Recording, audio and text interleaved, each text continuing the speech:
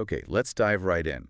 We're talking about how people learn languages, but specifically, what happens when you try to learn a second one, an L2, well after your first language, your L1, is already, well, set in stone. And that's really the heart of the field of second language acquisition, or SLA. The key here is the timing. We're talking about beginning to learn an additional language after those really early years of childhood have passed. Right. And you might think this is just about, linguistics or education, but the field is actually this huge multidisciplinary thing. It pulls from psychology, sociology, even neuroscience to figure out why this process is so fundamentally different from how a baby learns to talk. Yeah, and it's really important for you, the listener, to get a handle on some key terms right away because the context of where you're learning, it just changes everything. We use SLA as this big umbrella term, but we often need to get more specific. I mean, like the difference between ESL and EFL? Exactly. So if you're learning English while living in the United States, that's an ESL context English as a second language. The language you're trying to learn is all around you. It's on the TV, at the store, at the bank. You're swimming in it. The input is just constant. But then you have the other side of the coin, foreign language acquisition, or EFL. Right. Think of someone learning English in a classroom in Beijing. Their contact with the language is pretty limited. It's controlled. It's mostly what happens inside that classroom for a few hours a week. The exposure, the pressure, the reasons for learning, they're just worlds apart. So the moment someone starts on that L2 journey, they are just a completely different learner than an infant. And it really seems to boil down to three big things: age, what you already know, and your cognitive abilities. Absolutely. Think about the L1 learner, a baby. Language is coming at them while their brain is still in this massive growth phase.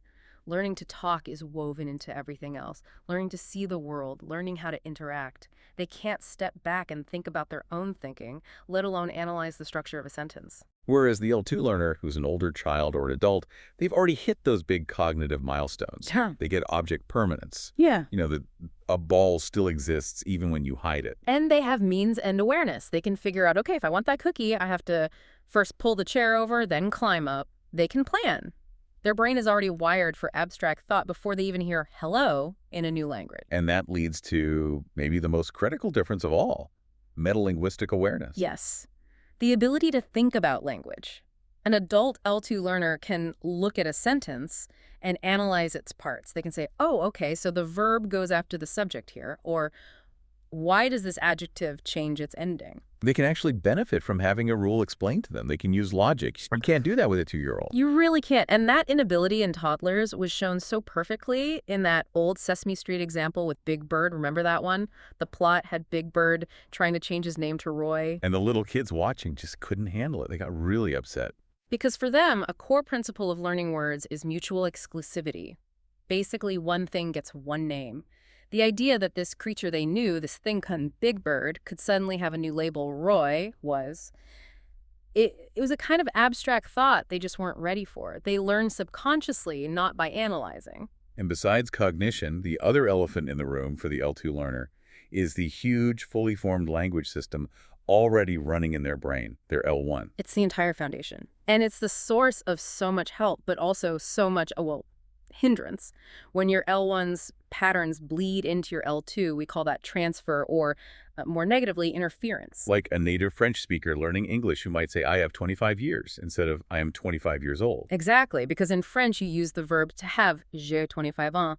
That L1 structure is so deeply ingrained, it just exerts this constant pressure. The L1 is always there, whispering in your ear. And this variability is why looking at case studies is so useful. So let's bring in our two examples from the sources, Mila and Steve. They really represent the two ends of that spectrum. So Mila is your classic ESL learner. She's an immigrant from Bosnia. She's in the U.S. with her 2 teenage sons. For her, learning English isn't a hobby. It's urgent. It's functional. She needs it for her job, for daily survival. The stakes are incredibly high. Yeah, and her story really highlights the end point of this. The sources mentioned she actually lost a job as a care provider because her accent was considered too difficult to understand. So the very real biological difficulty of adult L2 learning had this direct, painful economic consequence for her. Now, contrast that with Steve. He's a university student studying abroad in Beijing. His context is what we'd call EFL. It's instructional, it's elective. He chose to be there. His livelihood doesn't depend on mastering Mandarin tomorrow. If he has a bad day, he can go hang out with his English-speaking friends. The pressure is just completely different. So these two people, Mila and Steve, they really anchor this whole discussion. They show us that SLA isn't just one thing. It's this complex dance between your brain, your age, your first language, and the world around you. So now that we've set up just how different the L2 experience is, I think we have to rewind. We need to go back and look at the starting point for everyone.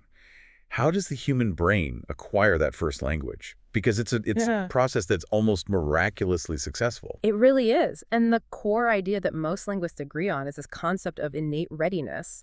The idea is that infants are, for lack of a better term, pre-wired for language. It's not something they're taught so much as an ability that just unfolds. Like learning to walk. Yeah. Right. You don't give a baby lessons on walking. You just provide the environment, and when they're developmentally ready, they do it. That's the analogy Chomsky always used. And the evidence for this starts, almost at birth. Studies show that within just 3 days, infants already prefer the sound of a human voice over other non-speech sounds, especially their mother's voice. But how on earth do you know what a 3-day-old baby prefers? Yeah. They can't tell you. Right. So researchers had to get clever. They developed tools. And one of the most famous is called high-amplitude sucking, or HASS. It sounds a bit strange, but it's a brilliant technique for babies from about 1 to 4 months old. So you give them the pacifier and measure how they suck on it. Essentially, yes. The pacifier is connected to a computer that measures the rate and pressure of their sucking. When a baby hears a new and interesting sound, their sucking rate goes up.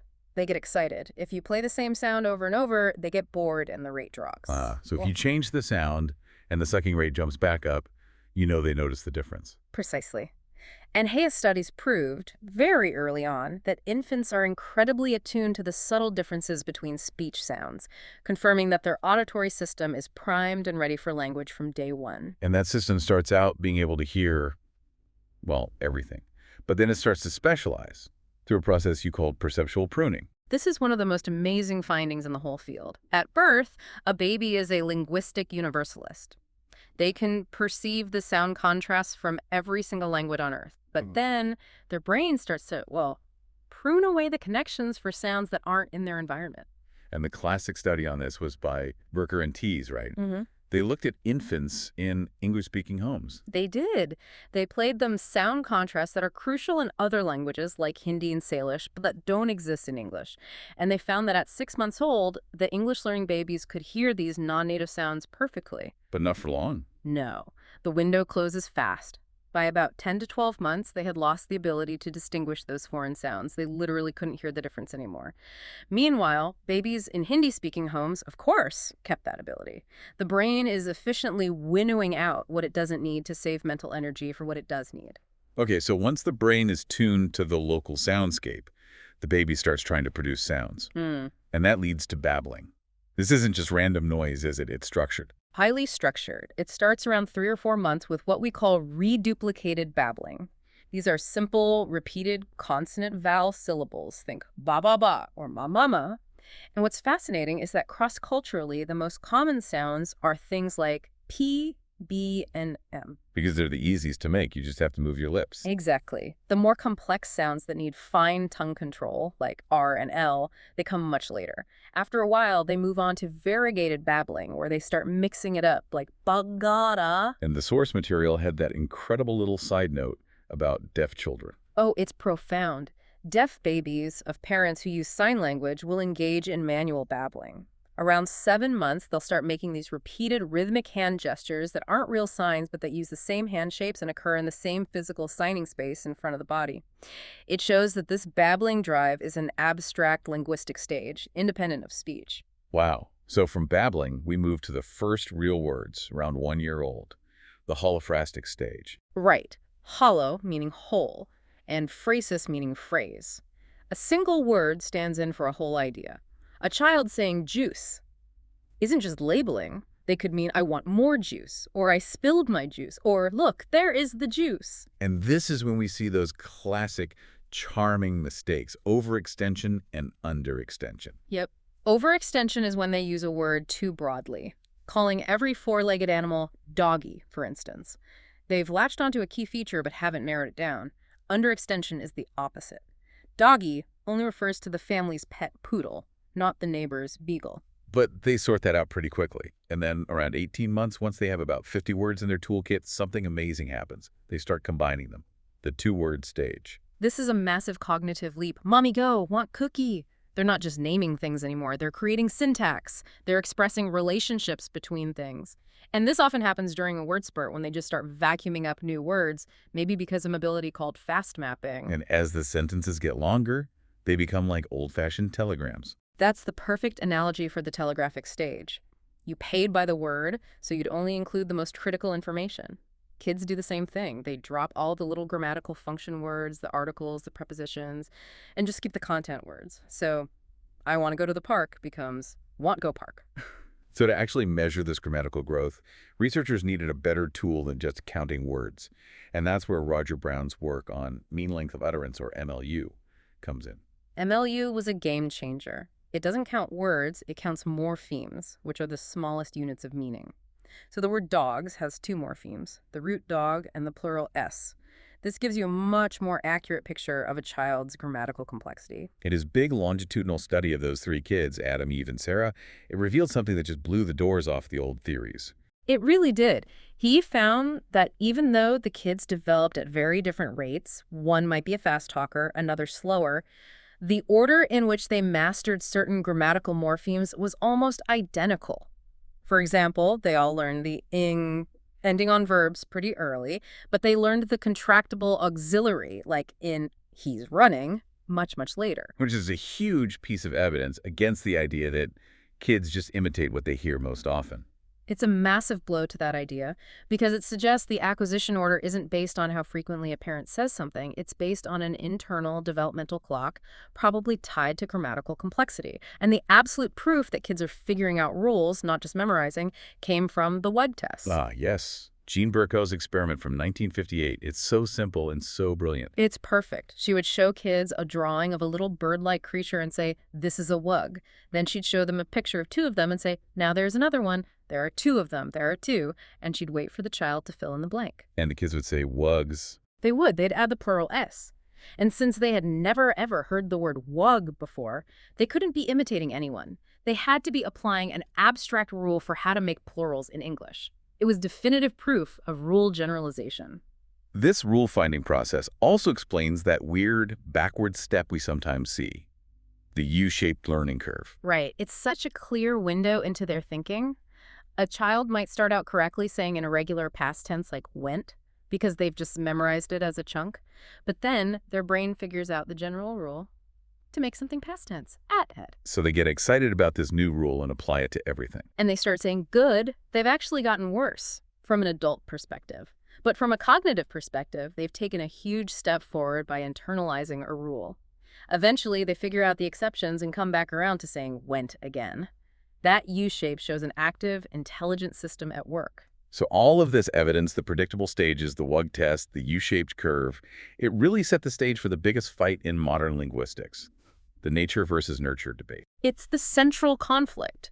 On one extreme, you have the pure nurture argument, radical empiricism, which is basically the behaviorist view. And that means B.F. Skinner. For him, it was all about what you can see and measure. He saw the child as a passive bucket to be filled, and language was just verbal behavior. To a behaviorist, there's no need to talk about what's happening inside the mind. It's all stimulus, response, and reinforcement. A baby babbles something that sounds like mama. The mother gets excited and gives the baby a hug. That's positive reinforcement. The behavior is repeated and a habit is formed. Language is built bit by bit through imitation and reward. And it seems plausible for some things, Yeah. like learning the word for apple. But it completely falls apart when you look at grammar. It falls apart spectacularly. And the person who pointed that out most forcefully was Noam Chomsky. His 1959 review of Skinner's book is legendary. He argued that behaviorism could never explain the creativity of language. Kids say things they've never heard before, like goad. How can you reinforce a behavior that has never occurred? Right. And parents are terrible at correcting grammar anyway. They're more likely to correct for truth. If a kid says, I hold the baby rabbits, the parent says, oh, how sweet. Not, you mean you held them. Exactly. So Chomsky flipped the whole thing on its head. He championed radical nativism, built around his theory of universal grammar, or UG. His argument was that language is just too complex and too weird to be learned from scratch. It has to be, in some way, innate, a distinct language faculty in the brain. Yes, UG is like a blueprint, a set of abstract principles and parameters that are hardwired into every human brain from birth. The environment's role is just to be a trigger. The language a baby hears flicks the switches for the specific parameters of that language, like is the word order subject, verb, object, or subject, object, verb. The core machinery is already there. And the main reason he argued this was necessary is an idea he called the poverty of the stimulus. This is a crucial concept. It really is the linchpin of the whole theory. The argument goes like this. Just listen to how people actually talk. It's a mess. It's full of mistakes, interruptions, half-finished sentences, and slang. It's impoverished data. And yet, from this messy, limited input, every child somehow builds this incredibly complex, perfect grammatical system in their head, a system that can generate an infinite number of new sentences. The output is infinitely richer than the input. Chomsky argued that's logically impossible unless the child has some kind of built-in guidance system, the universal grammar, that helps them make sense of the chaos and bridge that gap. This view also really emphasizes that human language is special. It's not just a more complicated version of animal communication. Absolutely. Proponents of UG point to features like displacement, our ability to talk about yesterday or next year, and productivity, creating endless new sentences, as things that just don't exist in animal communication. So for them, language isn't just learned. It's a unique biological inheritance of our species. So you've got these two extreme poles. Skinner's saying it's all environment, Chomsky saying it's all genetics. So naturally, people started looking for a middle ground. And that's interactionism. It's the compromise. It says, okay, yes, there are probably some innate structures, but the social environment is way more important than Chomsky gives it credit for. It's not just a trigger. It's an active participant in the process. This is where we talk about child-directed speech, CDS, or what people used to call motherese. Right. That high-pitched, sing-songy, simplified way that adults all over the world instinctively talk to babies. An interactionist would argue that CDS isn't just cute, it's functional. The slower pace, the exaggerated intonation, it might actually help the baby segment the speech stream and figure out where one word ends and the next begins. It makes the input easier to process. So the environment is actively shaping the input to help the learner. It's a dynamic system. It's a dance between the child's internal abilities and the caregiver's supportive input. And then there's a more recent and even more radical alternative to Chomsky that throws out the idea of rules altogether: emergentism and connectionism. This is a completely different way of thinking. It's a usage-based approach inspired by how we think neural networks in a computer work. It proposes that there are no pre-programmed grammatical rules. Language simply emerges from the brain's massive ability to detect statistical patterns. So no blueprint, just an incredibly powerful statistical processor. That's the idea. You hear language, and your brain creates and strengthens connections between words, sounds, and meanings. The more often you hear the dog, the stronger that neural link becomes. It's all about associative links and frequency. But how does that square with Roger Brown's finding that the order of acquisition isn't based on frequency?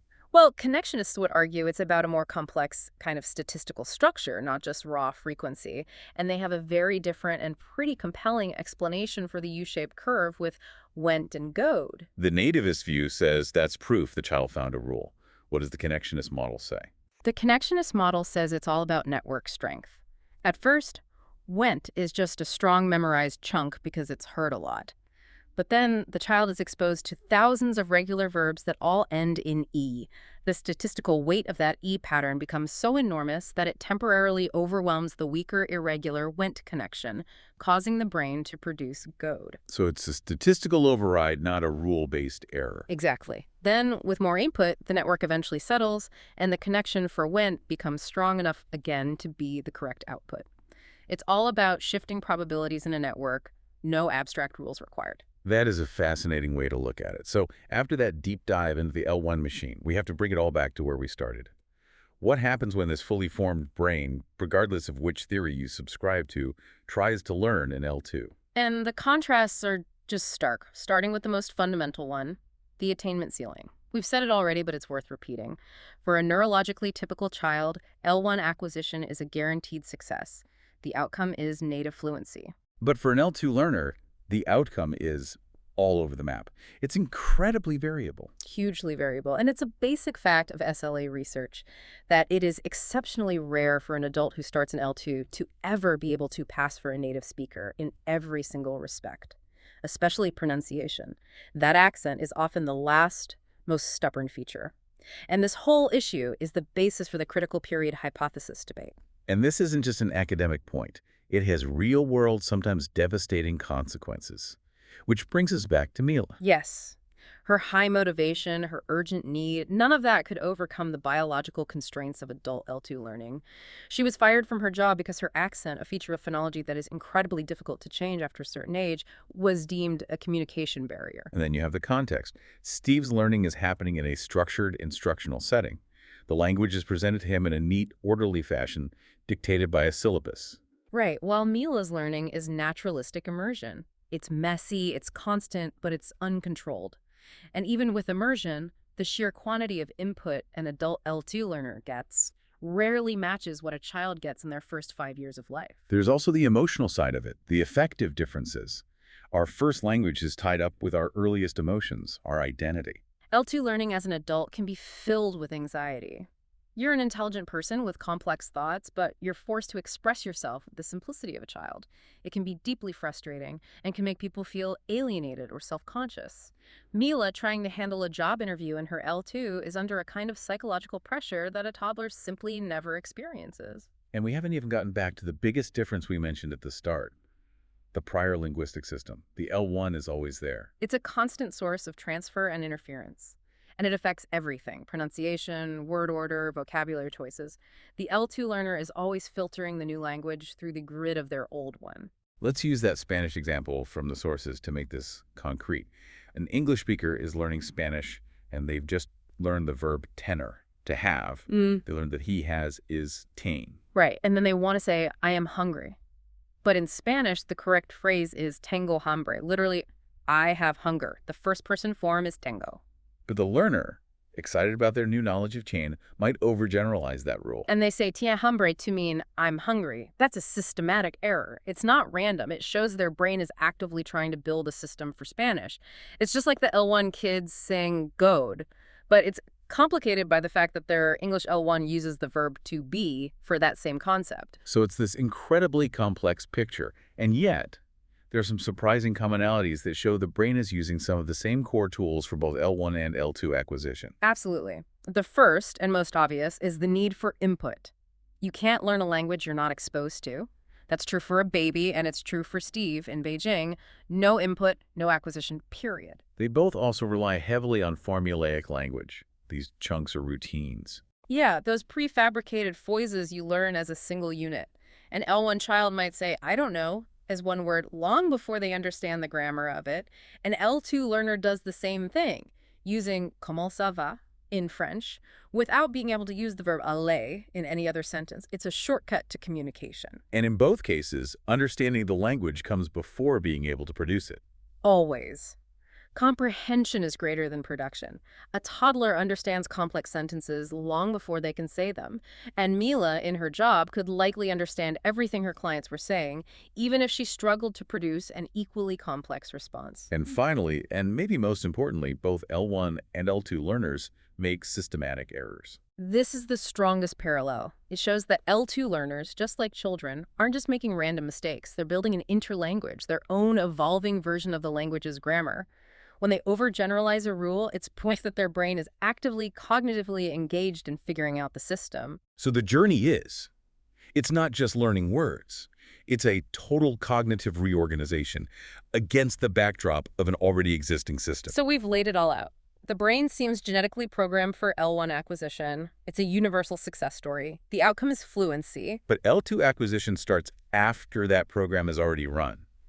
The brain is molded, which leads to this huge variability, the constant shadow of the L1, and for most adults, a lower ultimate attainment ceiling, especially with something like an accent. And this brings us back one last time to Mila, the immigrant whose job, whose livelihood was taken away because her L2 accent was judged too great a barrier. If the science tells us that achieving a native-like accent as an adult is well, nearly impossible for most people, Right. then she's being penalized for a biological reality. It raises a really potent question that goes beyond linguistics and into society. If an adult learner's ability is, at some level, constrained by biology, what responsibility does the community of native speakers have, the people listening to Mila? Exactly. When you consider these deep cognitive and biological facts, the challenge of second language acquisition becomes more than just a learner's problem. It becomes a listener's responsibility too. So the final thought is this. What role must the target language community play in providing the patience, the modified input, and the simple grace required for L2 learners like Mila to not just survive, but to truly succeed and integrate rather than facing penalties for something that is largely outside of their control? So, we are jumping straight in today, right into the deep end of second language acquisition, or SLA. No messing around. No, none at all. We've got this huge stack of source material in front of us, chapters that really get into the nitty-gritty of where learning happens, and, just as importantly, the theories that try to explain what's going on in the learner's head. And our mission really is to map that all out, Yeah. to look at the wildly different environments learners find themselves in. And then trace the intellectual journey of the researchers themselves. How did they try to make sense of it all? It's a really crucial journey because SLA research, it didn't just appear fully formed. It started in a very different place. Right. We moved from this pretty rigid behaviorist idea of language as just habit formation all the way to where we are now, with cognitive and social frameworks that see the learner as a creative system builder. So let's start where the learning itself starts. The setting. Where does this actually happen, and how much does that context shape everything that follows? Okay, let's unpack that, and let's start with the scenario where the stakes are, about as high as they can get. The naturalistic context. Right. This isn't learning for a grade. It's not for a vacation. This is when language learning is, quite literally, survival. We're talking about people who move to a new country, a new region, immigrants, refugees, where the target language is absolutely mandatory for daily life. And failure has real consequences. Real social, economic consequences. The learning is driven by this urgent, immediate need to do basic things. Go shopping, talk to a landlord, get a job. The sheer amount of input and the motivation, it's just on another level compared to a classroom. The sources give us some incredibly powerful examples to ground this. Let's start with Mila. Mila's story is, it's very telling. She was a middle-aged widow from war-torn Bosnia who immigrated to the U.S. in the 90s with her 2 sons. Now, she was well-educated, but her English was, very basic. And her journey immediately shows you the massive difference between an immigrant's context and a student's. For Mila, the motivation was just raw necessity. She needed English, and she needed it fast, not just to get by, but to support her family. So she enrolls in ESL courses, which is this kind of blend, right? A bit of instruction inside this very demanding, naturalistic world. But the barriers were just huge. The consequences of her limited English, as detailed in the research, are just brutal. Mila was a professional back home, a transportation dispatcher. Here, she's applying for anything she can get, and she's getting rejected, often because of her English. And then she trains as an assisted care provider, demanding work. But she gets a job. And then this is the part that really hits home. She's dismissed after just a few months. And why? Because an elderly resident complained. They said her accent was too difficult to understand in an emergency. Wow. And that right there shows you how a language issue, it's not just a grammar mistake. It directly impacts your livelihood, your dignity, your economic security is on the line. It's a perfect example of what the researcher Norton Pierce calls the connection between investment and power. Exactly. The power dynamics of the real world limit the chances L2 learners get to practice. Mila's proficiency put her at a disadvantage in that power relationship. A native speaker's complaint carries more weight. And that feeling of struggle, of feeling inferior, is tragically common. The sources mention a Czech immigrant's diary where she says, "I feel uncomfortable using English, and I feel inferior." That feeling, that's the affective filter we're going to talk about later, isn't it? That emotional barrier to learning. It absolutely is. It's this profound, damaging link between language skill, your identity, and how much you can invest in your new community. Okay, so now let's make a sharp turn. Let's contrast Mila's journey of necessity with Steve's, which was a very deliberate choice. A completely different world. Steve's an American business major who chooses to study Mandarin in Beijing for a year. His motivation is pragmatic, it's elective, he wants to be more employable. The motivation is different, but the immersion is still incredibly intense. And Steve's struggle, even with all that motivation, shows you how mentally taxing it is. The sources say he found living entirely in Mandarin sometimes exhausting and discouraging. And he wasn't just taking language classes, he was in content courses. Chinese literature, culture, all taught in Mandarin. Can you imagine? For the first 2 months, he was just drowning, couldn't keep up. The input was just too dense. But that struggle, as theories like the interaction hypothesis would predict, is what forces progress. He had to use strategies. Right. He's using paraphrases, gestures, repetition, anything to get his message across with shopkeepers, with locals. That forced engagement, that active struggle is what breaks through the wall. And after about 3 months, he starts to notice real, concrete progress. But here's the big caveat, and the research is really clear on this. Just showing up for a study abroad program is not a magic bullet. Not at all. Students can get overwhelmed and just retreat into a bubble with other people who speak their language. The source mentions a student, Julia, who basically only talked to her fellow compatriots. Which completely undermines the point of being there. Research confirms it. The positive effects are tied to integrative motivation, that real desire to be part of the community, and, crucially, the type and intensity of contact you actively go looking for. So that's the demanding, high-stakes, high-exposure, naturalistic side. Now, what about the other end of the spectrum, the instructed learning context? Right, where language exposure is pretty much confined to a classroom. This can be anything from just a few hours a week to something much more structured. And our example for the minimal end of things is Linda. Linda, the Boston teacher. Exactly. She's learning Italian because she loves opera, and she's planning a trip. Purely elective, very low stakes. She takes a 1-hour class once a week. And the class focuses on simple communication, a little bit of grammar. So the outcome? Predictable, really. After months, she felt like she'd made almost no visible progress. It's what pushed her to plan a study abroad trip, to pivot back to a naturalistic context out of frustration. And when you look at the numbers, it makes perfect sense. A traditional course might give you, 1,000 hours of contact over several years? If you're lucky, compare that to an early immersion program. We're talking 6,000 to 7,000 hours. The potential for proficiency is just fundamentally different because the sheer volume of input isn't there. To try and solve that problem, schools developed more intense programs. The sources mention things like FLEX programs in the U.S., which are really just for general exposure. Right, high proficiency isn't the main goal there. Then you have FLES programs, which are more ambitious, aiming for actual measurable proficiency in all 4 skills. But the real gold standard for intense instruction is immersion. This is where you teach school subjects: history, science, math through the second language. The key feature is volume. About 50% of all instruction is in the L2. And there are different types, right? Early versus late immersion, partial versus full. Exactly. The classic example everyone points to is the Canadian-French immersion program for English-speaking kids. Hugely successful. And then building on that, we get to dual language instruction, or TWI. Two-way immersion. This is fascinating because it adds a huge social component. You have native speakers of both languages in the same classroom. Ideally, a 50-50 split. So the goal isn't just about language. No, it's social, it's cultural. The kids learn together and they learn from each other.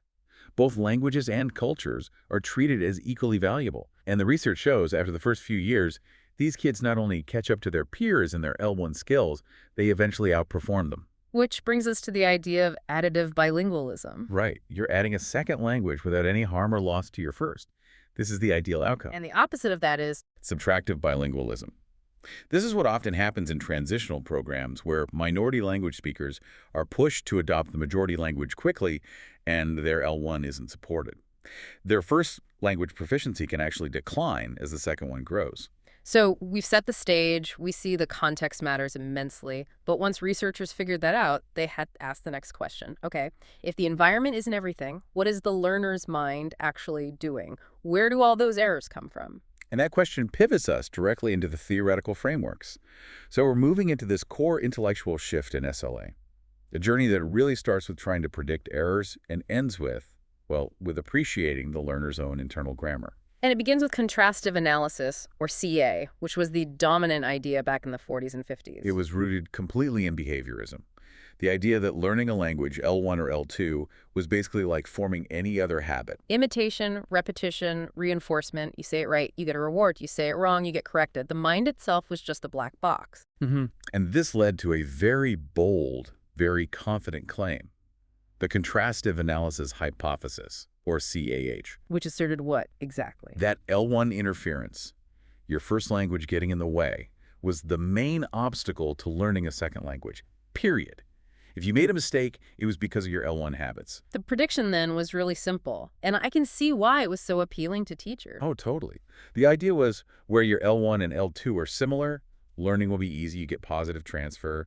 Where they're different, learning will be hard, you get negative transfer or interference. Robert Lotto, who really codified this in the 50s, gave those classic examples. An English speaker learning French sentence order, subject, verb, object, should be easy because it transfers directly. But they tried to take it way further, creating this whole hierarchy of difficulty. They'd compare every single aspect of two languages. A split, for example, was considered a level 5 difficulty. A split being when one thing in your L1 becomes two or more things in the L2. Exactly. The textbook example is the English word you. In French, it splits into the informal tu and the formal vous. So the CAH predicted that English speakers would have extreme difficulty mastering that choice. It's a neat, elegant theory. But there was one massive problem. It didn't work. When they actually tested it, the predictions failed. This is a huge moment for SLA research.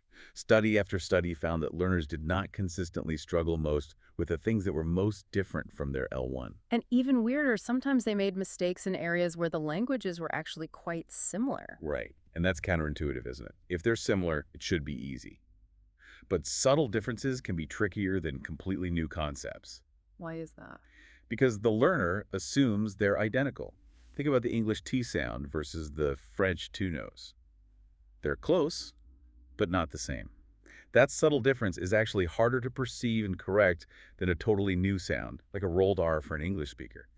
The similarity makes you complacent. So the strong predictive version of the CAH was basically discredited. It was. They had to retreat to a much humbler position, just using contrastive analysis to explain errors after they happen, not predict them. Which led to the more modern concept of cross-linguistic influence, or CLI. Which just acknowledges that, yes, of course the L1 plays a role, it influences everything. But it's not the single, all-powerful determinant of difficulty. The learner's brain is doing a lot more. And that realization that the learner's brain is an active participant paved the way for the next big thing, error analysis. Yes, error analysis, or EA, championed by Pigcorder in the 60s. And this was revolutionary because it completely reframed what an error is. Corder's big insight was that errors aren't just failures or bad habits. They're data. They are a window into the learner's own internal learning process. They show us the creative strategies the learner is using to build a new system. Errors became evidence of construction, not failure. And this led directly to the concept of interlanguage. Coined by Sullenker in 1972. You can think of interlanguage as like a temporary bridge. It's the unique linguistic system the learner is building to get from their L1 to the target L2. And that bridge has its own rules, its own logic, even if it's not the final destination yet. Exactly. And it's always changing. It's dynamic. We see this with what's called U-shaped development. Can you give an example of that? Sure. A learner might start by correctly using an irregular form they've memorized, like, I went. Then they learn the regular past tense rule add. For a while, they might actually regress and start saying, I goed. That's the bottom of the U. Because they're overgeneralizing the new rule they just learned. Precisely. Eventually, they learn the exception and go back to I went. That U-shape is perfect evidence of a learner applying their own internal creative rules, not just L1 habits. And these kinds of mistakes are called developmental errors. They're not from L1 transfer. Right. I goed is a classic overgeneralization. Or think of a Spanish learner. They learn that tiene hambre means he or she is hungry. They might then incorrectly apply that pattern and say tiene hambre for I'm hungry instead of the correct tengo hambre. They're building the language from the inside out. Corder even laid out a 5-step process for this analysis. He did. First, you collect the language data. Then you identify the errors, and you have to separate real errors from just slips of the tongue. Then you describe them, classify them. And then the crucial 4th step, you try to explain them. Is it L1 transfer? Or is it a developmental error, like overgeneralization? And that can be tricky, can't it? The sources give that example of an Italian speaker saying hairs. Is that because the Italian word capelli is plural? Or is it just overgeneralizing the English plural S rule? Sometimes you genuinely can't know for sure. And the final step is evaluating the error, seeing how much it messes up communication. DA was foundational. It gave us huge insights. But it had its own blind spots. By focusing only on errors, it completely ignored everything learners were doing correctly. And, maybe even more importantly, it ignored avoidance. Avoidance. That's when learners just sidestep a structure they find difficult. Exactly. Research showed that Japanese and Chinese speakers made fewer errors with English relative clauses than some other groups. But it wasn't because they were better at them. It's because they used them way less often. They just avoided them. So if you only look at errors, you miss that whole strategic behavior. You miss a huge piece of the puzzle. Yeah. And that realization really set the stage for the next major theoretical player. So after the shift away from behaviorism, we get Stephen Krashen's monitor model, which just completely took over the field in the 70s and 80s. And it was, it's fair to say, incredibly influential, but also fiercely criticized. That's the perfect way to put it. Krashen proposed 5 main hypotheses, and the first one is the absolute foundation for the rest, the acquisition learning hypothesis. He drew a very sharp line in the sand between two ways of getting better at a language. A very sharp line. On one side, you have acquisition. He defined this as a subconscious process, like how a child picks up their first language. It happens when you're focused on meaning, not form, in natural settings. Like Steve in Beijing. Exactly. And Krashen claimed this is the only way to develop the ability to produce spontaneous speech. And on the other side of the line. Learning. This is the conscious study of grammar rules, the stuff you do in a traditional classroom, like Linda's Italian class. But the really controversial part was what he called the non-interface position. Right. His absolute claim that what you learn consciously can never become what you've acquired subconsciously. The two systems are separate, and they do not mix. And that's where the critics really jumped in. Oh, immediately. People like Greg pointed out that Krashen gives you no way to actually test this. How do you look inside someone's brain and tell the difference between learned knowledge and acquired knowledge? If you can't measure them separately, you can't prove they never connect. So if learning doesn't lead to real fluency, what's it for? Which brings us to hypothesis number 2, the monitor hypothesis. Right. Krashen said that conscious learned system has only one job, to act as an editor or a monitor. It checks and corrects our speech, but only after the acquired system has already produced it. And for this monitor to even work, 3 really strict conditions have to be met at the same time. You need to have time, you need to be focused on form and accuracy, and you need to actually know the rule you're trying to apply. Which almost never happens in a normal, fast-paced conversation. Almost never. That's why you can proofread an email, but you can't really edit your speech in real time. Okay, so if it was so heavily criticized, why was it so influential? What did Krashen get right? He got the big picture right for teachers. He provided a theory that justified moving away from boring grammar drills and toward real, meaningful communication. He correctly saw that just learning rules wasn't enough and that making students feel comfortable was important. So moving on, hypothesis 3 is the natural order hypothesis. This was the claim that we all acquire parts of a language in a fixed, predictable order, no matter what our first language is or how we're taught. Like learning the plural ace before the third person singular ace on verbs. Exactly. The problem was this was based on pretty weak data, mostly cross-sectional morpheme studies. Meaning they looked at a bunch of different learners at one single point in time. Right, and they measured their accuracy on different things. But measuring accuracy at one moment isn't the same as tracking the actual order of acquisition in one person over time.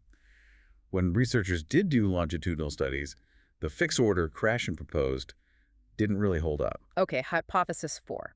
This one is probably the most famous, the comprehensible input hypothesis. The famous I+1. Right. Krashen argued that the only thing that really matters for acquisition is getting input that is just one level beyond your current ability. The logic is really appealing. If you understand most of what's being said, your brain will just automatically figure out and absorb the new stuff, the full +1. This basically made input king. It implied that speaking and grammar study were kind of irrelevant. And again, the critics had a field day. The whole formula is just too vague. How do you define a learner's current level? How do you measure +1? You can't. It's not a falsifiable scientific claim. And it completely ignores the role of output, of speaking, which is a huge mission. A massive one, which later theories would come back to fix. Okay, finally, the 5th hypothesis, the affective filter. And this is the one that has really stood the test of time. This is the emotional side of things. Krashen said we have this mental filter, and when we're anxious or stressed or self-conscious, The filter goes up, and when the filter is high, it acts like a block, It stops that comprehensible input from getting through to the parts of our brain that handle language acquisition. So even if the input is perfect, if you're too anxious, you won't acquire it. Exactly. This connects right back to Mila. The feeling of inferiority, the stress of her situation, that's a very high effective filter. Or Steve, in his first 2 months in Beijing, feeling overwhelmed and discouraged. That's a high filter. So Krashen's legacy is, well, it's complicated. Scientifically, the model has a lot of holes, but pedagogically, it was a game changer.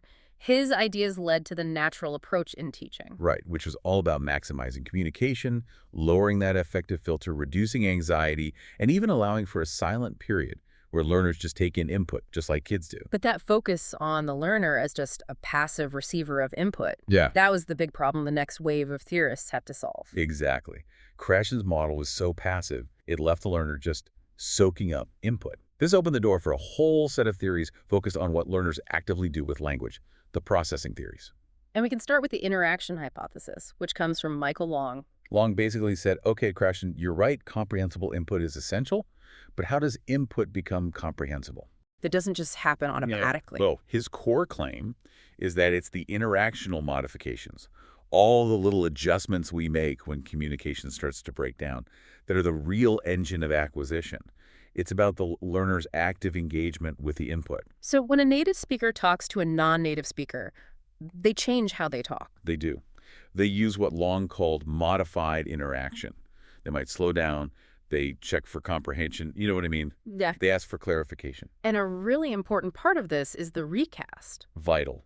A recast is when you subtly correct the learner's mistake by rephrasing it correctly without stopping the conversation. The learner says, I buy sandwich yesterday. And the native speaker says, oh, you bought a sandwich yesterday. Exactly. The focus is still on the meaning, the sandwich, but the correct form is right there, available for the learner. This is what Linda must have experienced when she finally got to Tuscany. The back and forth, the corrections, the clarifications. That's the negotiation for meaning. It's that collaborative effort to understand each other. And research really backs this up. Learners who get to interact and negotiate meaning do better than learners who just listen to a prescripted dialogue. And in that moment of negotiation, the learner gets to notice the gap. Yes, that's a term from Schmidt and Froda. The learner notices the gap between their own incorrect way of saying something and the correct form they just heard in the recast. That noticing is a crucial step. So the interaction hypothesis put the learner back into the social world.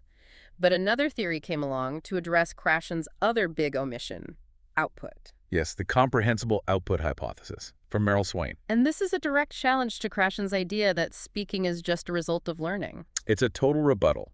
Swain argued that the very act of trying to produce language of speaking or writing is what forces the learner to pay attention to grammar and vocabulary.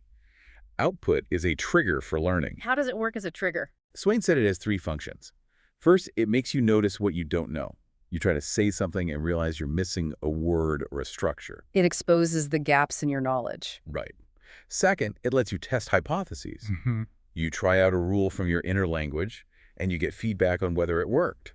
And third, it can function metalinguistically. It makes you stop and consciously think about the language itself. The source has mentioned Shia May, the immersion student. She got tons of input in class, but maybe wasn't forced to speak much. But her conversations with her friend, that was all output.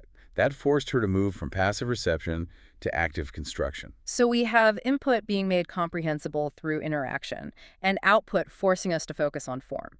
The next piece is about what happens inside the head, right? This brings us to the noticing hypothesis from Richard Schmidt. This is about the bridge between input and actual learning. The core idea is that input is just noise until you notice it. Precisely. Input has to be consciously or subconsciously noticed to become intake, the stuff your brain actually processes and learns from. If you don't notice it, you can't acquire it. It's as simple as that. And the big limitation here is our own attention. We have limited cognitive bandwidth, and learners, especially at the beginning, are using all of it just to figure out the meaning. They might completely miss the grammatical details, the little ed at the end of a verb, if the context makes the meaning clear. This sounds exactly like Steve in Beijing. It's a perfect example. Yeah. At first, he was just trying to survive, focused only on meaning. He was so overwhelmed he couldn't possibly notice the finer points of Mandarin grammar or phonology. Only later, when his basic comprehension got better, Could he free up some attention to notice those formal aspects of the language? Yes, he had to be able to shift his attention from meaning to form. And that idea is refined even further by a broader framework called input processing, or IP, from Bill Van Patten. IP tries to explain how we make those connections between form and meaning, again, based on the idea that meaning always comes first, because our processing capacity is limited. Van Patten laid out some principles for this. One is the primacy of content words principle. Meaning we process words like cat or sleep before we process little grammatical words like the or is. Right. We grab onto the big meaning-carrying words first. Another key one is the first noun principle. This one sounds tricky. It can be. It's our built-in bias to assume that the first noun or pronoun we see in a sentence is the subject, the one doing the action. And this causes problems in languages with different word order. Big problems. The example from Van Patten is a Spanish sentence, lo detesta Maria. An English speaker hearing that might process lo, which means him, first. Because of the first noun principle, their brain defaults to thinking he is the subject. So they interpret the sentence as, he hates Maria. When it actually means the exact opposite. Maria hates him. Exactly. The L1 processing habit gets in the way of understanding the L2 grammar. It's a fascinating look at the internal mechanics of comprehension. It seems like all of these processing theories are now seen as part of an even bigger picture. They are. Many researchers now view them within frameworks like emergentism, or seeing language as a complex adaptive system, or CAS. The idea is that acquisition isn't caused by one single thing. It emerges from the dynamic interplay of everything: social interaction, cognitive limits, emotion, the input itself, the whole system working together. So this has been a really comprehensive look at the huge intellectual shift in this field. We started with contrastive analysis, this very external structural view, where the L1 was the bad guy. Just a source of bad habits. Right. And then we moved through Krashen's model, which was almost the opposite, a focus on the internal emotional state, but with a very passive learner. And we finally landed here with a whole suite of theories that see the learner as this creative, active, interactive system builder. Modern research really recognizes all these different influences playing a role at the same time. Social feedback from conversation. The cognitive push from having to produce output. The need to consciously direct your attention. And the built-in limits of our own mental hardware. It's so clear that SLA isn't just one straight line. It's a complex system. And the sheer variety of these theories, Krashen's filter, Long's negotiation, Van Patten's processing rules, it just shows you how vibrant and complex the field is. Which brings us to a final thought, a provocative one for you, the learner. The source material talks about language acquisition as a complex adaptive system. And if you think about it, every theory we've discussed today highlights one specific bottleneck or one key lever in that huge system. For Mila, the bottlenecks were clearly the effective filter and the urgent need for comprehensible output to get a job. For Linda, in her 1-hour class, the bottleneck was just a total lack of input. She never even got the chance to notice the gap. So if language really is this complex adaptive system, and we know that all these parts matter, input, output, emotion, attention, how can you, in your own learning situation, activate all those levers at the same time? The real skill of an effective learner, maybe, isn't just passively absorbing input, but strategically engineering your own environment, creating chances for negotiation, forcing yourself to produce output, and consciously managing your own attention to lower that filter and actually notice what the language is offering you. The journey is one of strategic adaptation. Okay, let's unpack this. We're really going to get into the weeds on the journey of teaching and acquiring a second language. Right. We're diving deep into some foundational texts on second language acquisition, and we're looking at a few things. The evolution of how we teach, those big debates over correcting errors, and maybe most importantly, the internal predictable machinery of how your brain actually learns a new language. That's the mission today. It's really a dual focus. First, we have to look at the history, the sweeping perspectives on language teaching from those really strict rule-based models all the way up to the communicative and context-sensitive approaches we see now. And the second focus. The second, and this is maybe more for the practitioner, for the learner out there, is assessing what actually works. Looking at specific techniques like corrective feedback, and then clarifying those fundamental cognitive processes. Things like transfer and developmental sequences. Exactly, because those processes dictate how a learner's internal language system evolves, sometimes completely separately from the curriculum. It's that tension, right? The tension between the teacher's best effort and what the learner's brain is actually ready for. That's the spine of this whole thing. Let's start with that chronological journey then. It's easy to think modern language teaching is a new thing, but it really goes way, way back. It does. As soon as empires expanded, you needed formal language instruction to communicate across those vast territories. So we're starting in antiquity. We are. The earliest structured practices we know of were for teaching classical languages, Greek and Latin. They were just essential for administration, for trade in the Roman Empire. And they had actual textbooks for this? They did. They used a set of standardized texts called the Hermeneumata. And these are fascinating because they show the very first signs of what you might call comparative language instruction. So even before pedagogy was a formal field, they were already trying to engineer the learning process. What was in those texts? They were really functional guides. Yeah. They focused on key things to get you communicating. You had vocabulary lists, both alphabetical and by subject, body parts, household goods, that sort of thing. They're practical stuff. Very practical. And you had basic conversational dialogues. A core practice was this comparative analysis of L1 structures versus L2 structures. Students would learn the alphabet, practice syllables, and then move on to reading, combining vocab with grammatical rules they'd find through comparison. So the goal was clearly practical communication. Absolutely. To let a Roman speak basic Greek, or the other way around. But that initial goal of practical communication, it already relied on comparison and memorization, which feels like the seeds of what came next. That's a crucial point of divergence, because by the Middle Ages, the whole purpose of learning classical languages shifted completely. It wasn't about speaking anymore. Right, it became purely academic. The only goal was scholarly, to read and write philosophical, religious, and legal works, the Vulgate Bibles, Cicero, things like that. So this focus on just decoding text, not on oral fluency, is what solidified into the classical method, which then evolved into the grammar translation method, or GTM. And GTM just became the default for centuries. For anyone listening, if your parents or grandparents learned a language in school, this is probably what they went through. Almost certainly. So where did it formally emerge? The grammar translation method really started in Prussia, in what's now Germany, near the end of the 18th century. And it was specifically designed for secondary schools. And the goal wasn't communication. Not at all. The fundamental goal was intellectual benefit, scholarly prestige. It was about developing mental discipline and analytical skills. The language itself was just an object of study, a puzzle to be solved. Okay, let's really break down the features of GTM, because this is the start of that focus on forms era that just dominated education for so long. What does a GTM classroom actually look like? It's incredibly rigid. First, classes are almost entirely in the mother tongue, in L1. The L2 only really appears as the thing being translated. So very little active use of the language you're trying to learn. Almost none. Second, vocabulary was presented in these long, isolated lists, just words, completely disconnected from any real context. Which we now know is just a terrible way to retain anything. High effort, low practical retention. Absolutely. Third, you had these really detailed, sometimes just labyrinthine explanations of grammar rules. A huge focus on inflection, complex conjugations, all the tiny details of word forms. And the grammar wasn't even how people actually spoke, was it? No, it was prescriptive.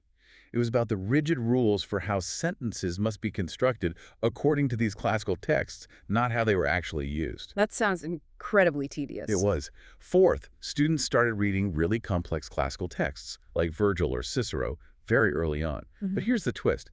The actual content, the meaning of those texts, was secondary. So you're reading this epic poem, but not for the story. Exactly. You're reading it as one long exercise in grammatical analysis.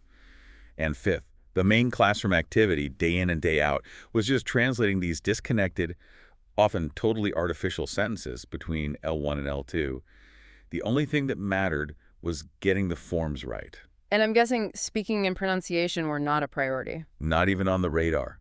Oral fluency and correct pronunciation were almost completely neglected. So GTM was great at training linguists, but terrible at training, travelers or diplomats, people who needed to actually speak. And its staying power is just incredible. It lasted nearly 200 years. Why? Why did it stick around so long if it was so bad at teaching communication? Because the goals of education were different. If your goal is mental discipline and giving people access to prestigious texts, GTM is actually pretty efficient. The problem came when society changed, and you suddenly needed people who could speak German or French for trade, for military operations. And when the objective changed, The method was instantly revealed as a massive failure. The moment you ignore spoken language, you're pretty much guaranteeing a rebellion, right? Are. And that rebellion came. The next big thing, the direct method, was a sharp ideological reaction to everything GTM stood for in the late 19th century. It was a total philosophical break. It was all about reestablishing the goal of language learning as immediate, practical communication. So what was the core idea? The core tenet of the direct method was that instruction had to be conducted almost exclusively in the target language, the L2. And crucially, unlike GTM, explicit grammar rules were actively avoided. The thinking being that you just absorb the grammar naturally. Exactly. Through constant exposure and dialogue, kind of like how a child learns their first language. This insistence on L2 only is the key. And the classic story here involves Maximilian Berlitz, whose whole system became famous for this. That's the one. Berlitz started his language schools in the U.S. back in 1878, and at first, he was using GTM. The change was almost an accident. What happened? Well, Berlitz got sick, so he hired a replacement French teacher, a guy named Nicolas Joly. And Joly knew almost no English. So he had no choice. He had no choice but to teach his French class entirely in French. He had to use gestures, objects, pantomime, everything but English. And the results were amazing. His students could actually use the language right away. So Berlitz saw this and realized the power of just forcing immersion. He did. He built his whole method around it. They even had these strict rules and monitors to make sure teachers never, ever used translation. The theory makes sense, right? Replicate the natural environment of learning your first language. Yeah. But it still didn't really revolutionize public education. Why not? It just came down to practicality and resources. The direct method worked, but mostly in small private schools, like the Berlitz ones, with highly motivated paying students and native-speaking teachers. But in a big public school, It failed spectacularly, yeah, especially because most teachers weren't native speakers themselves. If you as a teacher can barely speak the L2 fluently, how are you supposed to run your class exclusively in that language for 5 hours a week? It just wasn't possible. So it was too dependent on the teacher's own skill level. Exactly. But it was still historically significant.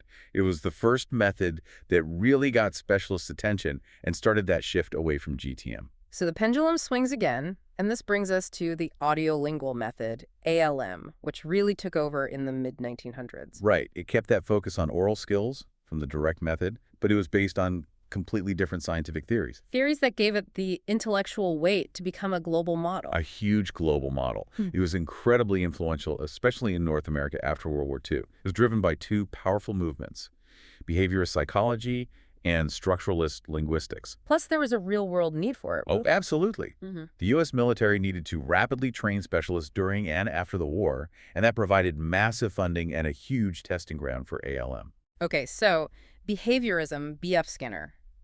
The idea is that language is just habit formation. It's all about stimulus, response, reinforcement. That's the core of it.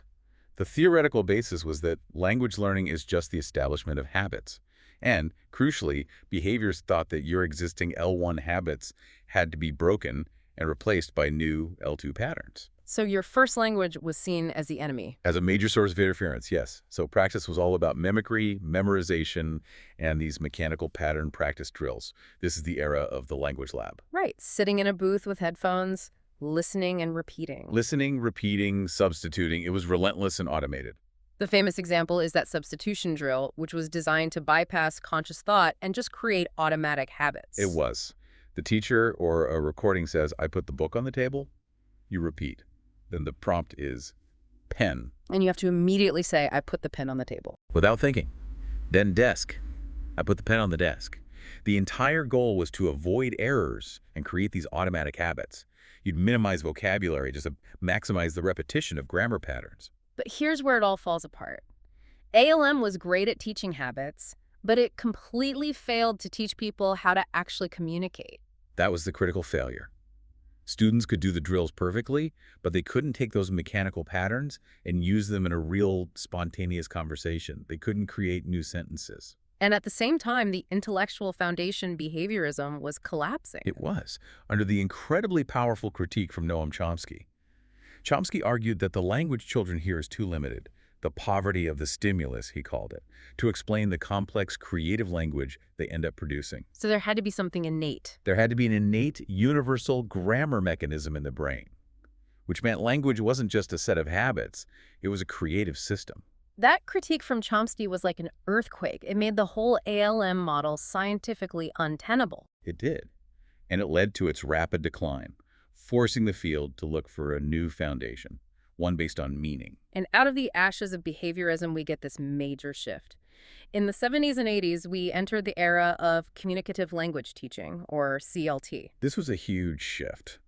The core idea was that the goal wasn't just grammatical accuracy, it was communicative competence, the ability to use language appropriately in real life. It was a revolution, really, moving from language as an academic subject to language as a tool for social interaction. Exactly. CLT recognized that students could master all the grammar rules and still not be able to express themselves in a real situation.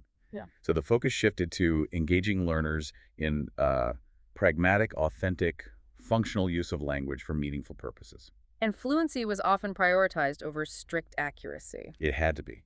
Because if you can't get your message across, who cares if your verb endings are perfect? We see this tension perfectly in the experience of a learner from the source material, a woman named Mila. Right. Mila, an immigrant from Bosnia, had learned languages back home in a very traditional GTM style. All translation, all grammar exercises, high in accuracy, but zero on functional use. And then she comes to the U.S. And she's in a CLT classroom, and it gives her this creative freedom to actually express herself, to talk about her life, her plans. But there was a downside for her, too.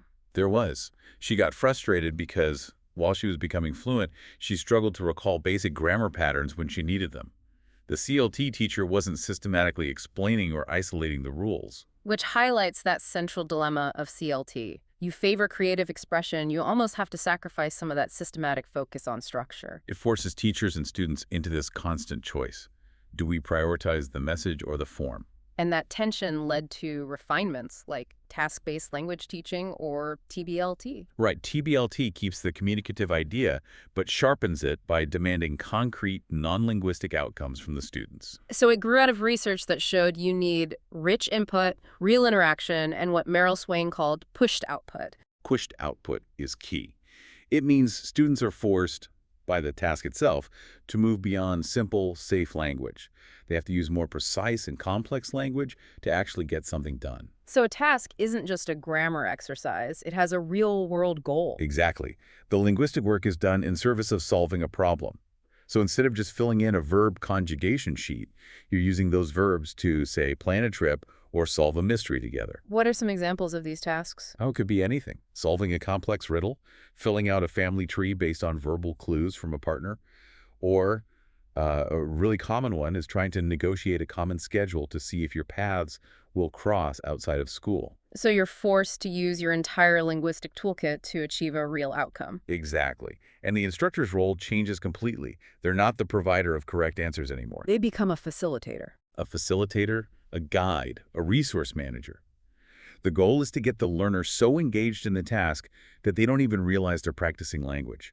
And when they realize they need a specific structure to complete the task, that's when they're cognitively primed to notice it. The need for meaning drives the learning of the form.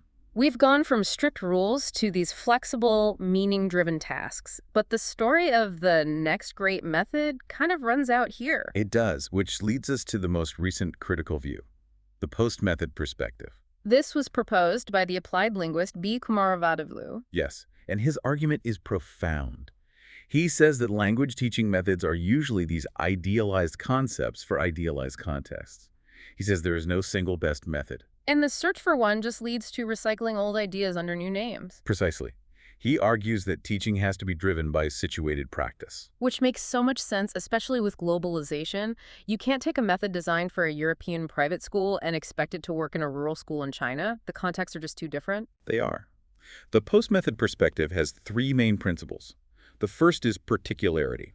Meaning teaching practices have to be sensitive and adaptable to the specific local context. The students, the institution, the culture, the resources. You can't just drop a Western CLT curriculum everywhere and expect it to work. It's a powerful argument for localization. What about the second principle? Practicality. Practicality breaks with that old tradition where academics develop theories and teachers just apply them. Instead, teachers must be reflective practitioners who develop theory from their own classroom practices. So the teacher becomes the theorist. Yes. They observe what works for their students in their classroom, and refine their own theoretical framework. It elevates the teacher from being a technician to being a context-specific expert. Which is a huge empowerment for teachers. A fundamental empowerment. And the third principle is possibility. This draws on critical pedagogy, and it encourages an awareness of the socio-political factors in teaching. It challenges the idea that teaching is just a neutral tool. So this post-method view is really about rejecting rigid frameworks and embracing a flexible integration of techniques tailored to the actual learners in the room. Exactly. The best teaching isn't about following a method. It's about making principled decisions based on a deep understanding of your specific context. Okay, so we've covered the evolution of the big philosophies. Let's pivot now to one of the most persistent and challenging debates inside the classroom. How do you balance communication with accuracy? It's the central challenge. The shift from GTM to CLT showed us that if you ignore form completely, you get fossilization. But if you only focus on form, you get people who can't actually communicate. So we need to start by clarifying a distinction that trips a lot of people up. Focus on forms versus focus on form. It's an absolutely essential distinction. Yeah. Focus on forms with an S is the traditional approach. GTM, ALM. You isolate a grammar point, like the subjunctive, and you practice it with decontextualized exercise. And focus on form. Focus on form knows, as defined by Michael Long, is when you draw the learner's attention to a linguistic element incidentally, as it comes up during a lesson that's mostly about meaning or communication. So it's not pre-planned grammar isolation. It's opportunistic attention to form. That's a perfect way to put it. And the rationale for it is compelling. If just communicating worked perfectly, every adult learner would end up sounding like a native speaker, and we know that's just not true. Right. Most adult learners don't get there from exposure alone. No, they need help with what Rod Ellis calls resistant linguistic properties. These are features that are just really hard to acquire unless your attention is explicitly drawn to them. So the challenge for the teacher is how to draw that attention without killing the communicative flow. And that brings us back to Schmidt's noticing hypothesis, the idea that input has to be noticed to become intake. And that leads to techniques like input enhancement and input flooding. Okay, input enhancement. This is where you make certain words or forms stand out visually. Yes, usually through typographical changes. Bolding, underlining, capitalizing the target form in a reading passage. The goal is just to make the form more salient so the learner pays attention to it while they're reading for meaning. It seems like a pretty easy thing to do. Does it work? The results are actually pretty mixed. And the mixed results are where the real insight is. How so? Well, one study looked at enhancing possessive determiners, his and her, for French-speaking kids learning English. They bolded the words, and it made no difference. The group with the bolded text improved, but so did the control group. There was no extra benefit from the enhancement. Why would that be? Probably because his and her have low communicative value. You can usually figure out who owns something from context, even if the word is wrong. The learner doesn't need the form to understand the message. Ah, so they can just ignore it. They can. Huh. But another study looked at the English present perfect, and it found that enhanced input did significantly improve learning. Because the present perfect carries crucial meaning. It carries crucial meaning about the relationship between the past and the present. You have to notice it to understand the sentence correctly. So enhancement seems to work better for forms that are central to interpreting meaning, and not so much for grammatical fluff. That's a really key distinction for anyone designing materials. What about the other technique, input flooding? Input flooding is exactly what it sounds like. You just drown the learner in examples of a specific linguistic feature, assuming that massive exposure will lead to mastery. But there are limits to that, especially when the learner's first language is getting in the way. Big limits. The Trehey and White study from 1993 is classic here. They looked at French speakers learning English adverb placement. Which is a classic area of negative transfer. French speakers want to say things like, she makes often mistakes. Exactly. So the researchers flooded the students with correct English sentences. And while the students got better at recognizing correct sentences in general, they failed to correct that specific L1-influenced error. They still thought, she makes often mistakes? Was okay. So just hearing the correct version over and over again wasn't enough to override that deep-seated L1 habit. It wasn't. It suggests that just giving them positive evidence-correct examples may not be enough. Sometimes you need explicit negative feedback to make them aware of the gap between their L1 and the L2. Which brings us to a much more structured approach, processing instruction, or PI, developed by Bill Van Patten. Right. PI intervenes at the input stage, not the output stage. It tries to restructure how the learner processes incoming language in the first place. So it's based on the idea that learners have limited processing capacity, and they'll always prioritize meaning over form if they can. That's the core of it. So the goal of PI is to interrupt that tendency. You design activities where the learner must rely on the grammatical form to understand the meaning. You take away the contextual clues. You're forcing the form-meaning connection. How do you do that? It has three main parts. First, you give them explicit information about the target structure. Second, you give them explicit strategy training. For example, you might tell them that in Spanish, the object can come before the subject, so they can't just rely on English word order. And third, the activities themselves. The structured input activities. You give them sentences where the only way to know who's doing what is to pay attention to, say, the verb ending. And the research seems to support this pretty strongly. It does. A foundational study on Spanish word order found that the PI group, who focused on these input strategies, did way better on comprehension tasks than the traditional group who just did output drills. So it's a more efficient way to build that initial understanding of a structure. Exactly, without all the rote memorization of traditional methods. So FFI, or focus on form, often requires some kind of on-the-spot feedback. And when we talk about oral feedback, the term recast just dominates the conversation. It really does. Let's define it precisely. What is a recast? A recast is when a teacher reformulates all or part of a student's incorrect sentence, but without the error. So the teacher is basically rephrasing the incorrect utterance correctly while keeping the student's original meaning. Can you give an example? Sure. A student says, "I go to the library yesterday." The teacher recasts it by saying, "Oh, so you went to the library yesterday. What did you read?" It's very implicit. And the way we measure if this works, at least in the short term, is something called uptake. Right. Uptake is what the student says immediately after the feedback. If they incorporate the correction, it shows they paid attention. And if they then use it correctly in their next sentence, that's a successful repair. Exactly. This is where that famous Leicester and Ranta study from 1997 comes in. They looked at French immersion classrooms in Canada, and their findings were, well, they were pretty critical of recasts. They were. It was a landmark study. They looked at 6 different types of oral feedback, and they found that recasts were by far the most common type teachers used. Over half of all corrections were recasts. But they led to the least amount of uptake and repair from the students, less than 20% of the time. Wait, hold on.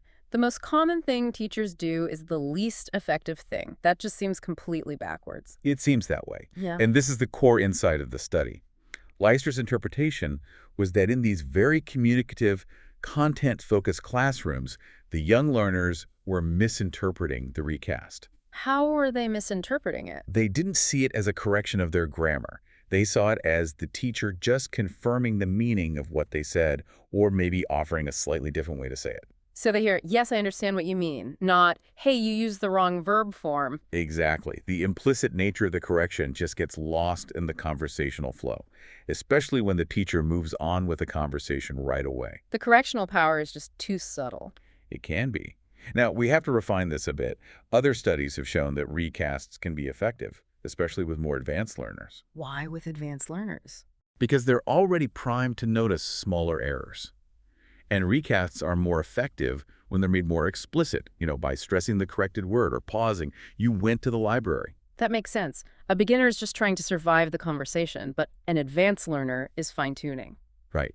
And we also have to remember that just because there's no immediate uptake doesn't mean no learning is happening. It might be internalized and show up later, but the debate is still there. Should feedback be implicit, like a recast, or more explicit? And the answer is probably it depends. It depends on the learner, the context, the error. All of the above. Okay, let's talk about something that used to be a huge taboo in the classroom, using the learner's first language, the L1. Right. Methods like the direct method banned it completely. It was seen as a contaminant, something that just caused interference. The idea was to create this monolingual bubble. It was. But contemporary views are much, much more nuanced. We now recognize that banning the L1 can actually be counterproductive. Judicious use of the L1 can be a really valuable tool. In what way? How does it help? Well, for one, it allows learners to make explicit comparisons between the languages, which is a powerful way to develop hypotheses about how the L2 works. Can you give an example of that? There was a study by Moore that documented an exchange where a young learner used an L1 word, calatrilo, which is Spanish for a little trolley or cart. And using that L1 word triggered this whole metalinguistic task in the L2, where the students had to define the word and figure out its boundaries. So using the L1 actually led to deeper processing of the L2. It did. It helped the student clarify concepts by drawing a link between their two language systems instead of just guessing blindly in the L2. It solidifies the relationship between the two systems, showing where they're similar and where they're different. And it serves a critical cognitive function. Translation is a bridge between the familiar concepts in your L1 and the unfamiliar structures of the L2. That old monolingual approach trying to burn that bridge. Which ignores how people learn anything, right? Yeah. We always build new knowledge on top of what we already know. Exactly. It's so much faster to explain a complex concept in the L1 than to spend 10 minutes trying to pantomime it in the L2. That's a great metaphor, not burning the bridge. It suggests L1 use is also about identity. It is. Learners need that bridge, not just for cognitive efficiency, but also to maintain links between their languages and, critically, their identities. Forcing students to just abandon their L1 at the classroom door can be really alienating.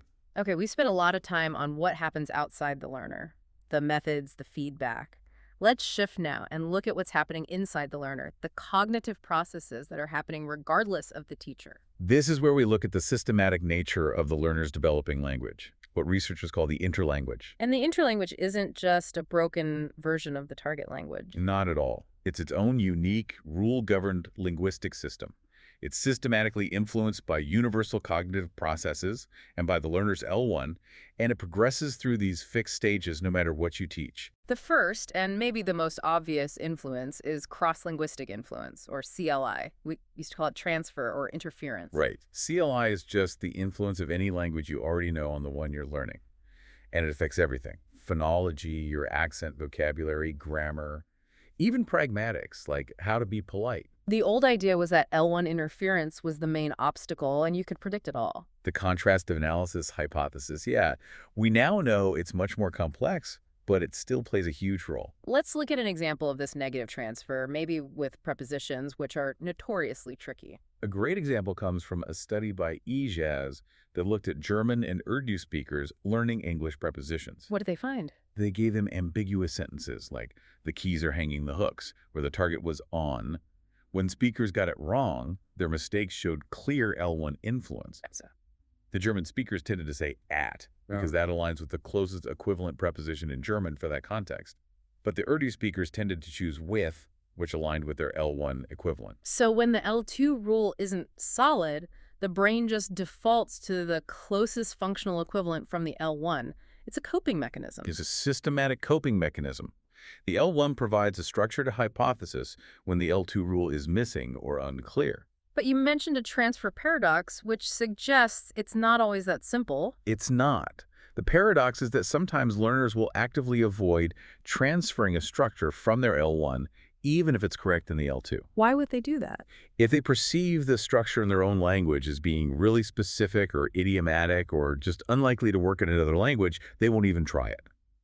This suggests that transfer is filtered through the learner's perception of how similar the languages are, not just the actual structural similarity. That's fascinating. The learner's own beliefs about the languages act as a filter.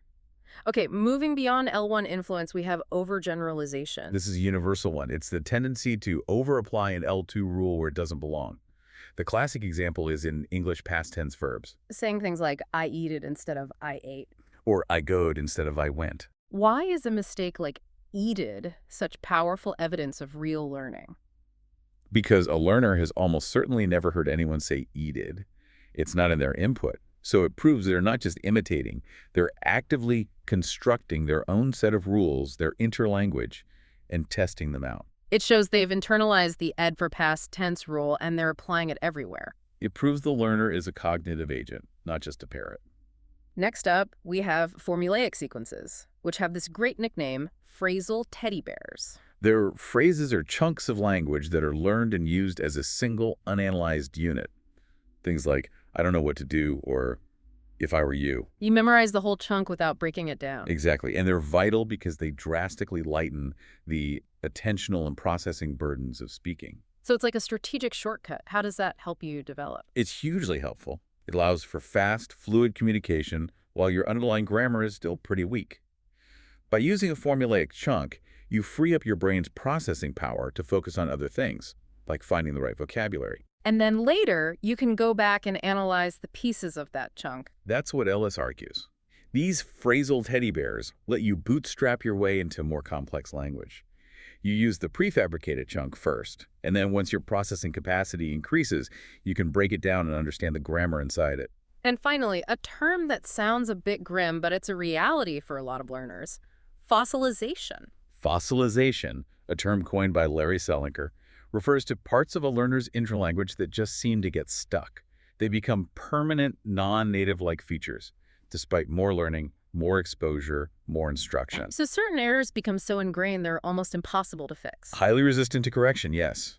It's often linked to strong L1 influence that just won't budge, or errors on features that have low communicative value so they never get noticed enough to be corrected. The implication is pretty stark. Some learners might never achieve native-like competence in certain areas, no matter how hard they try. That is the reality.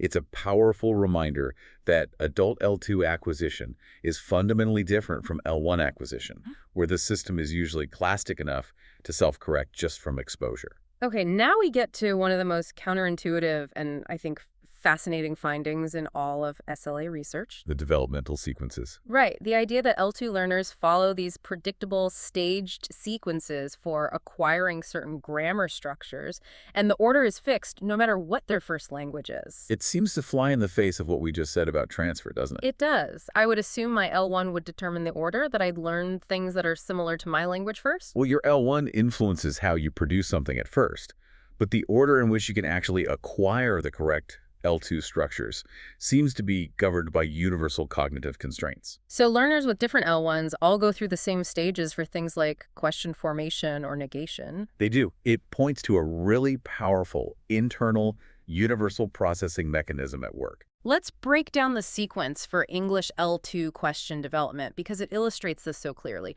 What's happening at each stage? The development of competence typically moves through 4 distinct stages, and each one represents an increase in the structural manipulation the learner's brain can handle. So stage 1, the absolute beginning. Stage 1 is just single words or simple formulas with rising intonation. How much? Or go home. The learner has basically no control over syntax and is just using the most cognitively simple strategy available. Okay, stage 2, what's the next step up? In stage 2, the learner starts using declarative word order, just a regular statement, but with rising intonation to make it a question. My name is John, or the dog is barking. So the sentence structure is still very simple, SVO, no complex manipulation yet. None at all. That requires too much processing power at this point. Stage 3, this is where we start to see some actual grammatical changes. Right. Stage 3 is where fronting happens. The learner starts moving an element, like a nodal verb or the verb be, to the front of the sentence. Is the dog barking, or can I go now? So their brain can now handle moving one piece of the sentence. It's a huge step. Yeah. But they can't do it everywhere. They'll often fail to do it in WIC questions, so they might say something like, where the party is. And that brings us to stage 4, which is mastering that full complex inversion. Stage 4 is where the learner finally masters inversion, especially in those tricky WIC questions. They can correctly produce where is the party instead of where the party is.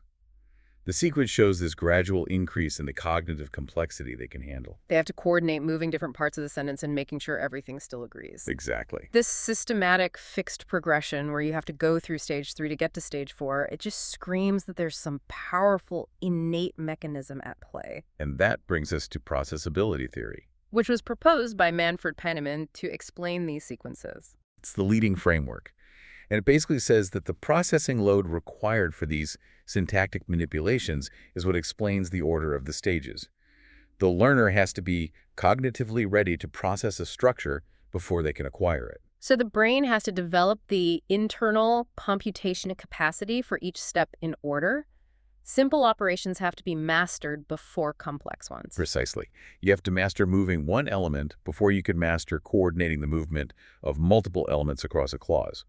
And instruction is secondary to this internal clock. Which leads directly to the core implication of the theory, the teachability hypothesis. Right. Meaning, you can't teach a structure to a learner who isn't ready for it. That's the core of it. Hmm. The teachability hypothesis says that instruction can only work if what you're teaching corresponds to what the learner is cognitively ready to learn. Trying to teach a stage 4 structure to a stage 2 learner is just going to fail. You might get them to mimic the sentence, but they won't have actually acquired the rule. Exactly. They don't have the internal processing capacity to incorporate it. And this gives us this critical research-based insight into how a curriculum should be designed. It has to align with the natural internal progression of the learner's brain. When you put it all together, what really stands out is this core tension. On one hand, you have the external world of instruction, that long journey from the old, formal GTM all the way to the flexible post-method perspective. And on the other hand, That external instruction is constantly bumping up against the rigid, systematic constraints of the learner's internal language system. As processability theory shows us, acquisition moves through these fixed stages based on cognitive readiness.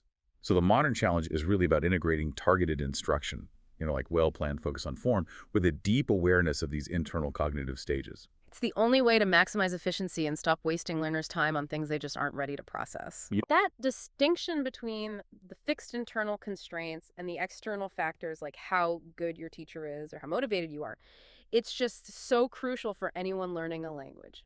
Now, here's a final thought. If processability theory is right, and there's a rigid, innate sequence that governs what you can learn next, and things like motivation only govern how fast you move through those stages, then how might understanding your own current processability stage, the actual limits of your mental processing right now, change the way you approach learning? If you know you're stuck in stage 3 for question formation, for example, should you keep bashing your head against advanced stage 4 grammar? Or should you instead look for specific tasks that just challenge the immediate next hurdle in that rigid sequence? It really moves the focus from passively receiving content to actively diagnosing your own cognitive readiness, and that could completely transform how you choose what to work on for maximum targeted benefit. Okay, let's unpack this. We are diving deep into one of the most widespread, yet really misunderstood human phenomena, bilingualism. It's everywhere. People learn a second language because of immigration, for work, school, or just, personal choice. Exactly. And the sources make it so clear that the journey is just incredibly diverse. But that brings us right to the core question, the mission for today. Which is, what does it actually mean to be bilingual?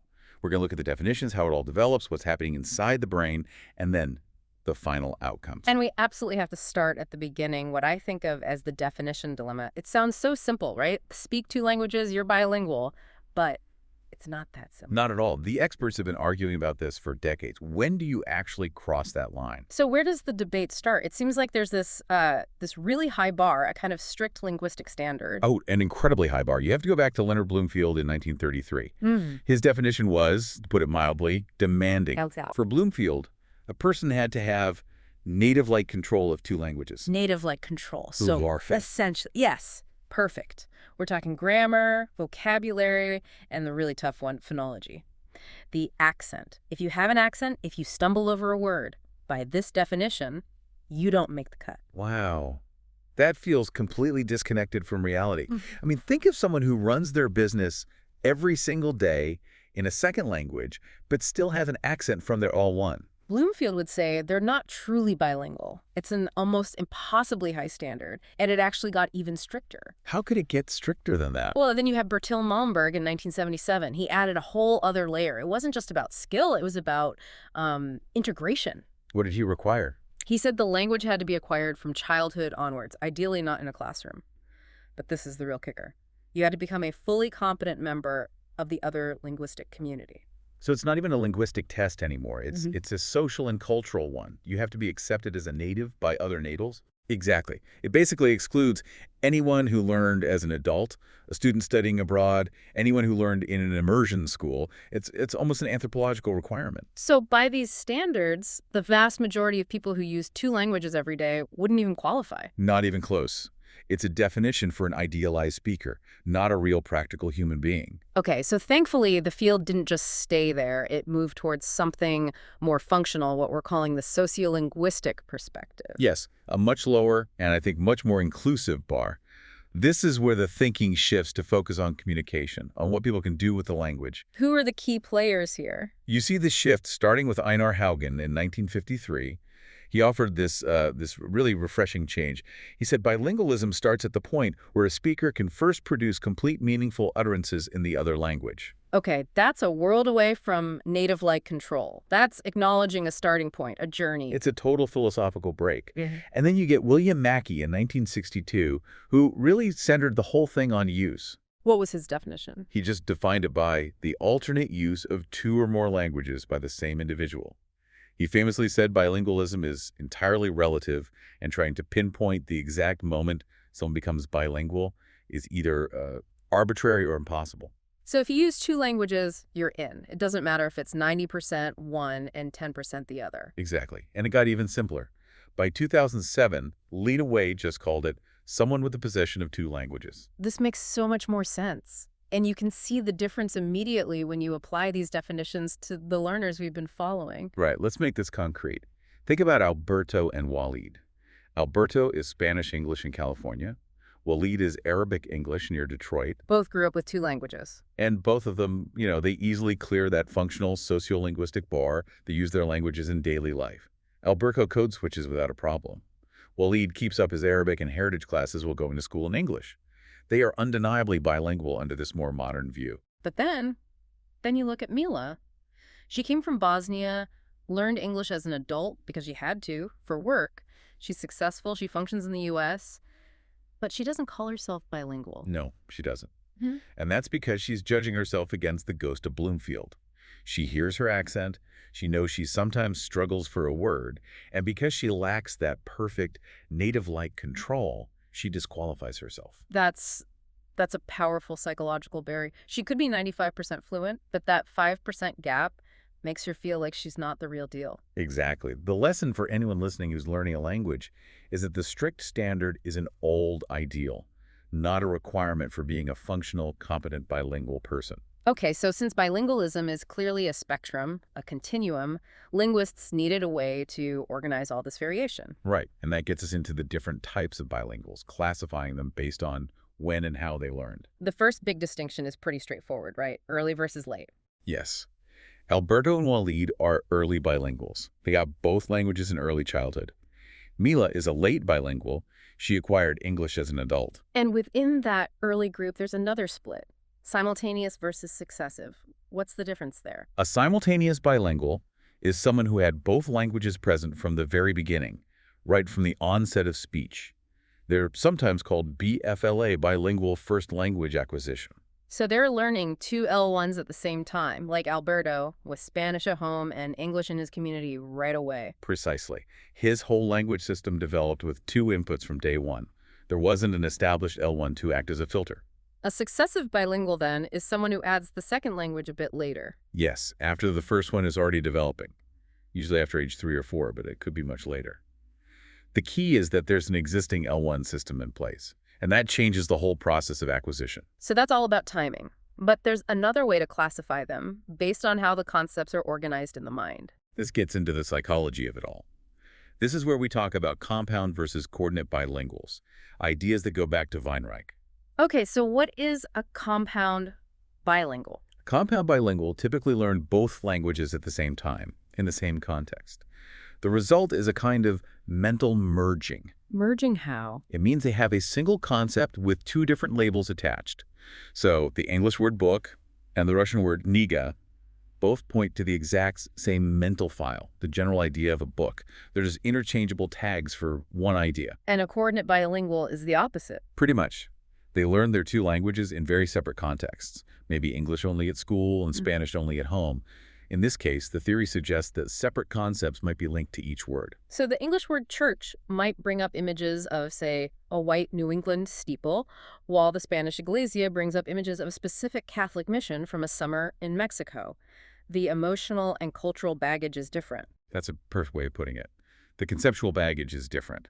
And Weinreich added a third type, which is really important for learners, the subordinate bilingual. What does the subordinate model look like? This is a temporary stage. It's when L2 words can only be understood by going through the L1 first. The learner hasn't connected the L2 word directly to the concept yet. So the mental pathway is L2 word to L1 word and then to the concept. Yes, it's that internal translation step. You hear employment in English, You first think of the word in your native Bosnian, and then you get the meaning. Seeing a learner move from subordinate to either compound or coordinate is a huge sign of progress. That's a perfect transition. Once we understand the types, the next question is, how does this all play out in childhood? Let's get into bilingual development. And this is where we have to tackle the biggest, most persistent myth of all. The idea that it's bad for kids, that exposing a child to two languages will confuse them or cause delays. Yes, that belief was so widespread and, frankly, so damaging for a long time. It was based on early studies from, the 1930s to the 50s that were, well, they were deeply flawed. Flawed how? What did they get wrong? They didn't control for crucial variables. They'd compare, say, bilingual kids from low-income immigrant families to monolingual kids from middle-class families. So they weren't comparing apples to apples. Not at all.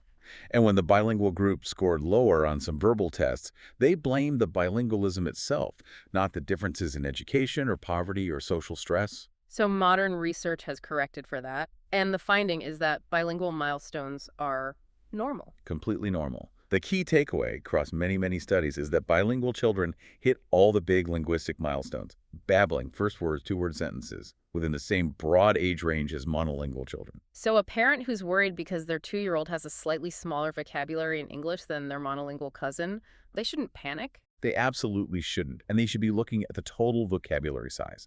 This is where the nuance is so important. Right, because if you only measure their English words, it might be smaller. Their input is split, say, 50-50 between English and Spanish. Of course. But when researchers measure the child's total vocabulary, all the words from both languages combined, that total is comparable to and sometimes even bigger than a monolingual's. They don't have a deficit. They have two inventories. And the size of each inventory is directly related to how much input they get in that language. It's a huge predictor. Which brings us to the thing that causes the most anxiety for parents. Kids mixing their languages. Code switching, or what the sources call mixed utterances. A mixed utterance is just using words from both languages in one sentence. The classic example is a French-English kid saying, "I'm flatting the cat," using the French verb flatter, which means to pet. To an anxious parent, that sounds like pure confusion, like the child can't keep the two systems straight. And that's exactly what the old theory, the unitary system debate, was based on. Voltaire and Teichner in 1978 argued that kids start with one big, messy, hybrid system and only later separate them out. But that's not what the evidence shows now, is it? No. The consensus has completely flipped. Yeah. Modern researchers show that kids can and do differentiate their language systems incredibly early, maybe between 1 and 2 years old. And crucially, they're sensitive to who they're talking to. So they know not to speak Spanish to their monolingual English-speaking grandma. Exactly, they adjust.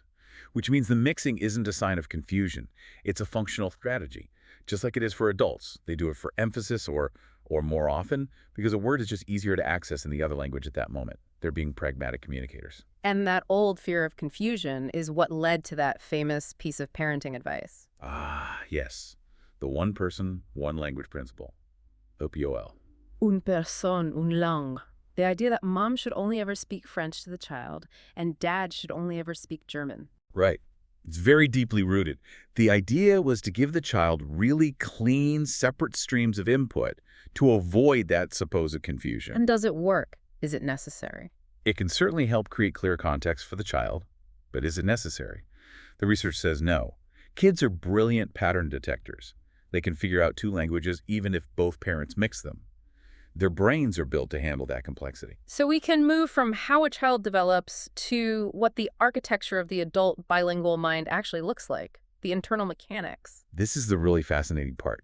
If you have two languages in one head, how are they stored? How are they accessed so quickly? Let's go back to those models from Weinreich we touched on earlier, compound, coordinate, and subordinate. They were the first real attempt to map this out. They were.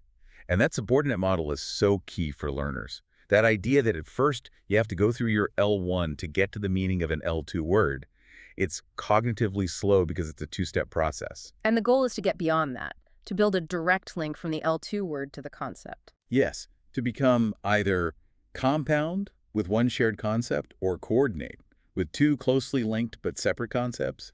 Either way, you're bypassing that L1 middleman. But those models were maybe a bit too simple. They assumed words in two languages map perfectly onto each other. Which they don't. And that's where later ideas, like Parody's three-store model, come in. He recognized that different languages carve up the world differently. Let's use that great example from the sources. The word ball. Right. In English, ball is a pretty broad concept. A golf ball, a soccer ball. It's all a ball. But not in French. Not in French. In French, you're forced to make a distinction based on size. A small one, like a tennis ball, is a ball. A larger one, like a basketball, is a ballon. Yeah.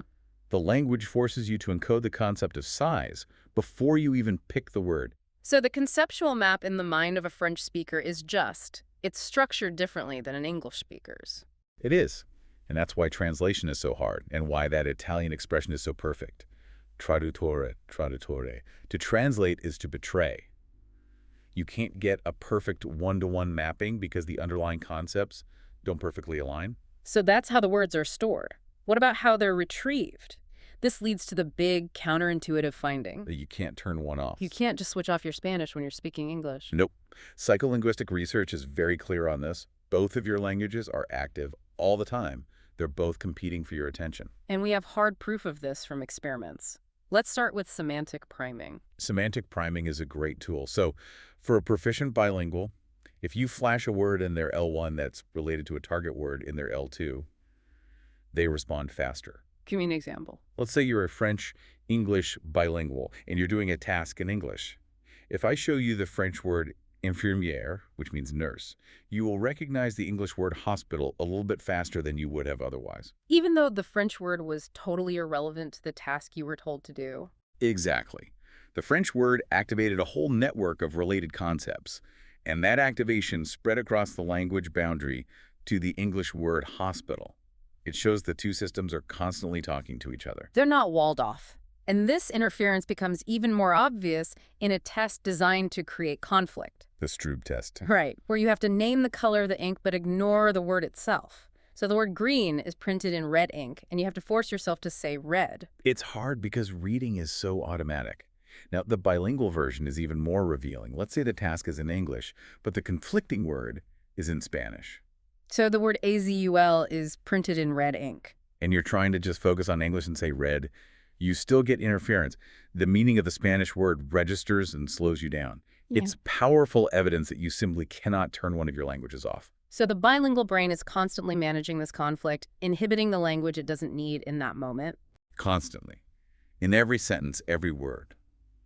And that constant management, that mental workout, that's what leads us to the cognitive edge. This is where we see that huge historical reversal. For decades, the consensus was that bilingualism was a handicap. It was. Until Peel and Lambert's 1962 study in Montreal. That was the turning point. What did they do that was so different? They corrected the flaws of the old studies. They carefully matched their groups of French, English, bilingual, and monolingual 10-year-olds on things like socioeconomic status. They were finally comparing apples to apples. And the result was shocking at the time. It was bombshell. The bilingual kids didn't just do as well as the monolinguals. They outperformed them on most of the intellectual tests. Peel and Lambert concluded that the bilinguals had greater mental flexibility. And today, we know where that flexibility comes from. It's all about executive control. Yes. The benefit seems to be located in the brain's executive control functions, which are housed mostly in the frontal lobe. Think of it as the brain's air traffic controller. What does executive control actually do? It's responsible for attentional control, the ability to focus on what's important and filter out what's not. It lets you manage competing information and switch between tasks. So when your brain is hearing both the English and Spanish words for dog at the same time, executive control is what slams the brake on one so you can say the other. That's the perfect way to think about it, which leads to the central hypothesis here. The constant lifelong practice of managing two languages acts like linguistic weightlifting for the brain's frontal lobe. You're strengthening that inhibition muscle every time you speak. That's the idea. You're forcing your brain to work harder at managing conflict all day, every day. And the evidence for this bilingual advantage is now overwhelming. Bilinguals are consistently better at tasks that require this kind of high-level filtering, like the Stroop test. And what's really amazing is how early this advantage shows up. It's been found in children as young as 2 years old. A 2-year-old is already showing better attentional filtering just because their brain is juggling two language systems. Which has incredible long-term implications. Absolutely. This leads to the idea of cognitive reserve. The mental exercise seems to help the brain build up a resistance to the effects of aging. So what does that mean in practical terms? For dementia, for instance. The research suggests that lifelong bilingualism can delay the onset of dementia symptoms by several years. Not stop the disease itself, but delay when the symptoms become apparent. The brain is more resilient, so it can function better for longer, even with the underlying pathology. Exactly. It's a staggering potential benefit. But to be balanced, there is a trade-off. There has to be. Okay, so what are the drawbacks? Where do bilinguals have a slight disadvantage? It's mostly in speed of access. Because you're managing two active systems, it can sometimes take a fraction of a second longer to pull out the word you need. Where do we see this? In verbal fluency tasks. If you ask someone to name as many animals as they can in 1 minute, bilinguals are often a little bit slower. They have to search through 2 mental dictionaries instead of 1 and inhibit the wrong answers. It's like having to check 2 filing cabinets instead of 1. Slower, but more complex. A great analogy. And the other area is something everyone can relate to, the tip of the tongue phenomenon. Oh, that frustrating feeling when you know the word, but you just can't grab it. Bilinguals report having that experience more often, especially with low-frequency words. Again, it's likely a cost of having to manage that complex dual-language system. So it's a more powerful, more controlled system, but maybe a fraction slower on pure retrieval speed. That's a great summary. Which brings us full circle back to our 6 learners. We can now use all these concepts to understand their very different journeys. Right, the epilogue. This is where we see there's no single predictable outcome in second language acquisition. But before we get to them, there are 2 key terms we need to understand their experience.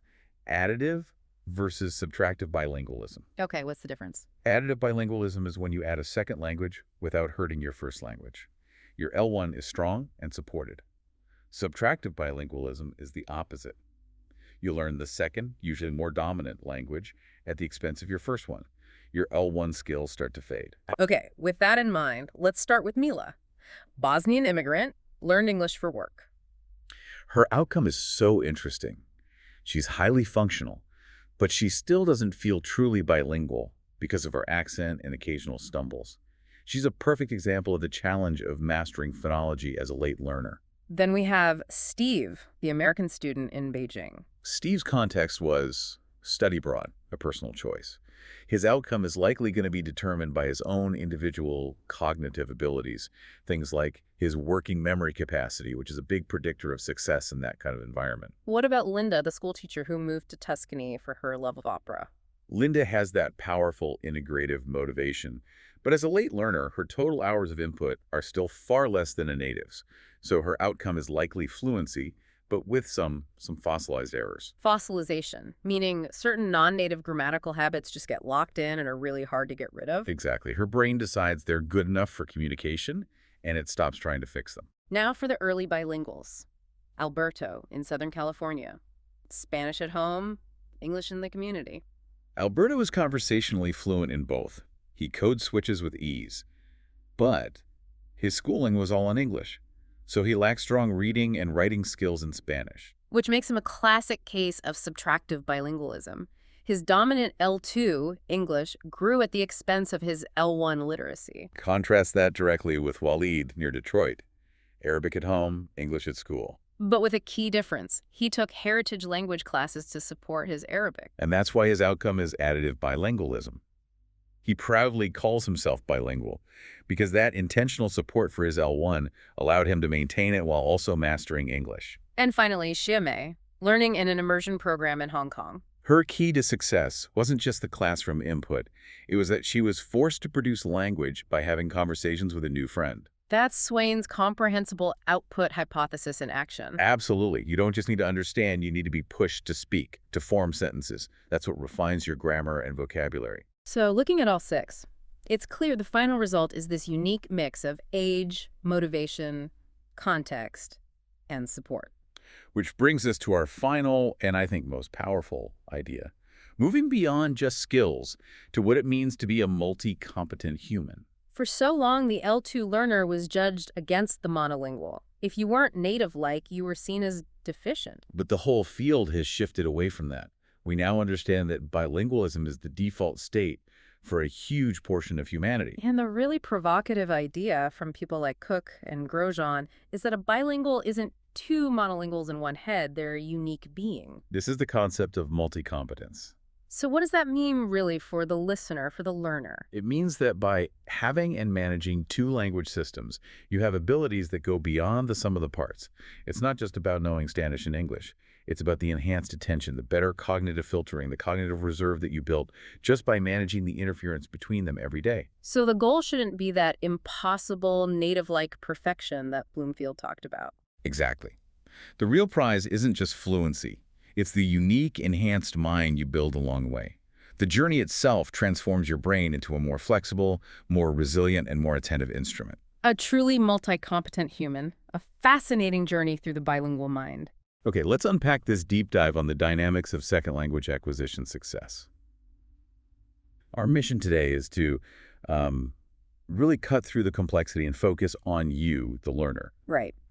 Specifically, we're dissecting the critical individual difference factors that determine whether someone, cruises, perseveres, or really struggles when mastering a new language. And we have a massive stack of sources here. We do, covering everything from the deep-seated biology of brain plasticity to the subtle influence of personality quirks and just raw motivational intensity. That's right. I mean, when researchers talk about second language acquisition, or SLA, they pretty quickly run into the challenge of individual differences, IDs for short. IDs. And these are the complex, often interacting variables that make learning a language an entirely unique journey for every single person. We're talking about things like, innate cognitive capacity, your attitude toward the culture, even your preferred learning style. And the date on these IDs is, well, it's notoriously tricky because these factors are inherently difficult to measure objectively, right? Oh, absolutely. We often have to rely on self-reports, asking someone how motivated are you, or standardized tests that, frankly, may not capture the full, messy reality of the learning process in a real-world setting. So there are limits to what we can know for sure. Exactly. And understanding those measurement constraints is, I think, a necessary prelude to this entire deep dive. We're exploring a vast, interactive system of variables, and there is certainly no single factor that guarantees success. The influences are layered. Let's jump into the first and perhaps the most fiercely debated variable, the age factor. And that immediately puts us face to face with the towering idea of the critical period hypothesis, or CPH. The CPH is a foundational concept in neurolinguistics. It posits that there is a limited developmental window, a specific period in childhood, where certain biological structures related to language are most plastic and receptive. So it's about the brain's readiness. Exactly. During this time, skills like language acquisition occur with maximal speed and ease, often without any conscious effort. Once that window closes, the biological mechanisms that supported that effortless acquisition, they start to weaken. Now, it's important to clarify the terminology often used here. The sources differentiate between a critical period and a sensitive period. What's the subtle but crucial difference? That's a great question. A critical period implies an absolute, irreversible endpoint. Once the window shuts, the skill cannot be acquired normally. Think of, say, visual development. If you don't get visual input during a very specific window, you may never achieve normal sight. Okay, so it's a hard cutoff. It's a hard cutoff. A sensitive period, on the other hand, is a more flexible concept. It suggests a time of heightened impact on the developing brain where acquisition is easiest, but learning may still be possible afterward, just, less efficiently. And for second language learning, the evidence points more towards? For SLA, the evidence often points toward a sensitive period rather than an absolute critical one, especially when you're talking about grammar. The idea has been around for a long time, though. This wasn't just some, 1960s linguistic fad. Far from it. The initial neurological foundation was laid decades earlier. In 1959, you had neurosurgeons Penfield and Roberts who proposed this window, suggesting it ended around age 9. And their reasoning was based on brain injuries. Yes, based on observed cases where children who suffered brain damage could often shift language function to another hemisphere much more successfully than adults could. That suggested a loss of general brain plasticity over time. And then 8 years later, Eric Lenneberg comes along and really formalizes the hypothesis in 1967, bringing it into the linguistic mainstream. Right. Lenneberg set the hypothesized biological window from approximately age 2 until the onset of puberty, so typically around 13 years of age. And his key prediction is what we are still testing today. Exactly. The CPH doesn't claim that adults are incapable of learning in L2. I mean, we know that's false. But it predicts that after this maturational window closes, adults cannot attain normal native-like proficiency across all domains of the language. They might learn, but they will likely hit a ceiling. That prediction, it takes us into some of the darkest experimental evidence available. Cases of severe language deprivation. The tragic reality of so-called feral children offers crucial, albeit ethically complex, insight into the constraints on first language acquisition, or L1. These cases are so compelling precisely because they represent a natural test of Lenneberg's hypothesis. They highlight what happens when the human brain is denied language input until, or even after, the critical window for L1 acquisition is supposed to close. The oldest known case is Victor of Aveyron, found in 1797. He was estimated to be around 12 years old. What were the limits of his acquisition? Well, despite intense, compassionate efforts from his doctor, Dr. Itard, Victor reportedly failed to acquire functional speech or any complex language. He could communicate basic needs through gestures and some sounds, but not syntax. But there were confounding factors there, right? We have to be careful, yes. Yeah. Victor had likely endured severe psychological trauma or potentially had pre-existing developmental issues, like autism, which could be confounding factors. So it makes him a complex piece of evidence. Okay, so the more rigorously documented modern case is Jeannie, who was found in 1970 near age 14 after suffering just horrifying isolation and abuse. Her data is arguably the most valuable for studying the CPH in action. Absolutely. Jeannie demonstrated a really fascinating split in her linguistic abilities.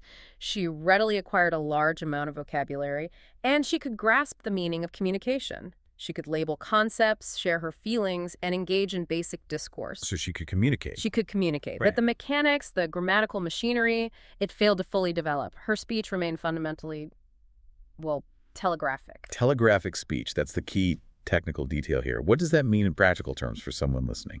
It means her utterances often lacked the crucial elements of morphology and syntax. So no tense endings, no auxiliary verbs, no function words, and no complex sentence structures. She would produce something like, eat cookie, rather than, I am eating the cookie. So the grammar engine just never really turned on. It seems the inherent human mechanism for automatically organizing words and applying grammatical rules was either permanently damaged or just failed to boot up correctly because that required input window had been missed. The linguist, Susan Curtis, who worked so extensively with Jeannie, she reflected on this profound limitation, and she basically questioned the very definition of linguistic success. She suggested Jeannie learned language as a tool to share her heart and mind. Which led her to ask, from that perspective, who cares about grammar? And it forces us, the researchers and the learners, to distinguish between two things. Functional, meaning-making communication on the one hand, and linguistic perfection on the other. Jeannie learned the former, but the latter remained elusive. It offers powerful, albeit grim, confirmation that there is a biological timeline for acquiring native-like grammatical structures in your first language. Okay, so if that's the evidence for L1 deprivation, let's transition now to the general L2 population. When adults or adolescents start learning a second language, where does the CPH appear to hold the most weight? Without a doubt, the strongest evidence for an age-related decline in L2 acquisition is found in phonology, so pronunciation. An accent? Exactly. This is the linguistic area where a detectable non-native accent is most commonly and reliably found in individuals who begin learning after early childhood. This brings us to a crucial study that highlights the difference between how long you practice and how old you were when you started. I'm referring to Susan Oyama's work from 1976. Yes, Oyama studied 60 Italian immigrants living in the U.S., focusing solely on their pronunciation. She specifically compared their age of arrival, AOA, with their length of residence, LR, in the U.S., and her findings were, well, they were stark and highly influential. So what did she find? She found that the youngest immigrants, those arriving between 6 and 10 years of age, achieved pronunciation skills that were statistically indistinguishable from native English speakers. But the group that arrived after age 12, they consistently had a detectable accent. Okay, that makes sense. But here's the kicker. And here's the bombshell. The length of residence, meaning whether they had lived there for 5 years or 30 years, had virtually no effect on the ultimate attainment score in pronunciation. Wow. So once you start post-puberty, just practicing more and being exposed longer isn't enough to reliably eliminate the accent. The starting age sets the ceiling. That's what the data suggests. That's a challenging thought for late learners, that the biological clock might be irreversible in the sound system. But later research, while confirming the general trend, it did soften the blow slightly, suggesting the decline might be more gradual than abrupt. That's where the 1995 study by Fleege, Monroe, and Mackay comes in. They examined 240 Italian immigrants in Canada who had all lived there for 15 years or more. Instead of finding a sharp drop-off at age 12 or 13, their data suggested a gradual deterioration in native-like evaluation as the age of arrival increased. So it's a slope, not a cliff. It's a slope, not a cliff. Exactly. So maybe puberty isn't the single clear threshold Lenneberg proposed, but the process of maturational decline simply begins earlier and proceeds slowly. The older you are when you start, the further down that gradual slope you begin your journey. Precisely. And what's more, Fleege offered a crucial nuance years later, which gives late learners a genuine reason for persistence. This is the "you are what you eat" phonetically update. Tell us more about that. Right. So Fleege later re-recorded 160 of those original Italian immigrants and found something fascinating. While some had regressed slightly over time, about 14% had actually improved their pronunciation scores, even decades into their learning journey. And what was the predictor for that improvement? The key predictor for this late improvement was consistent, high-quality L2 use and exposure to large amounts of L2 input.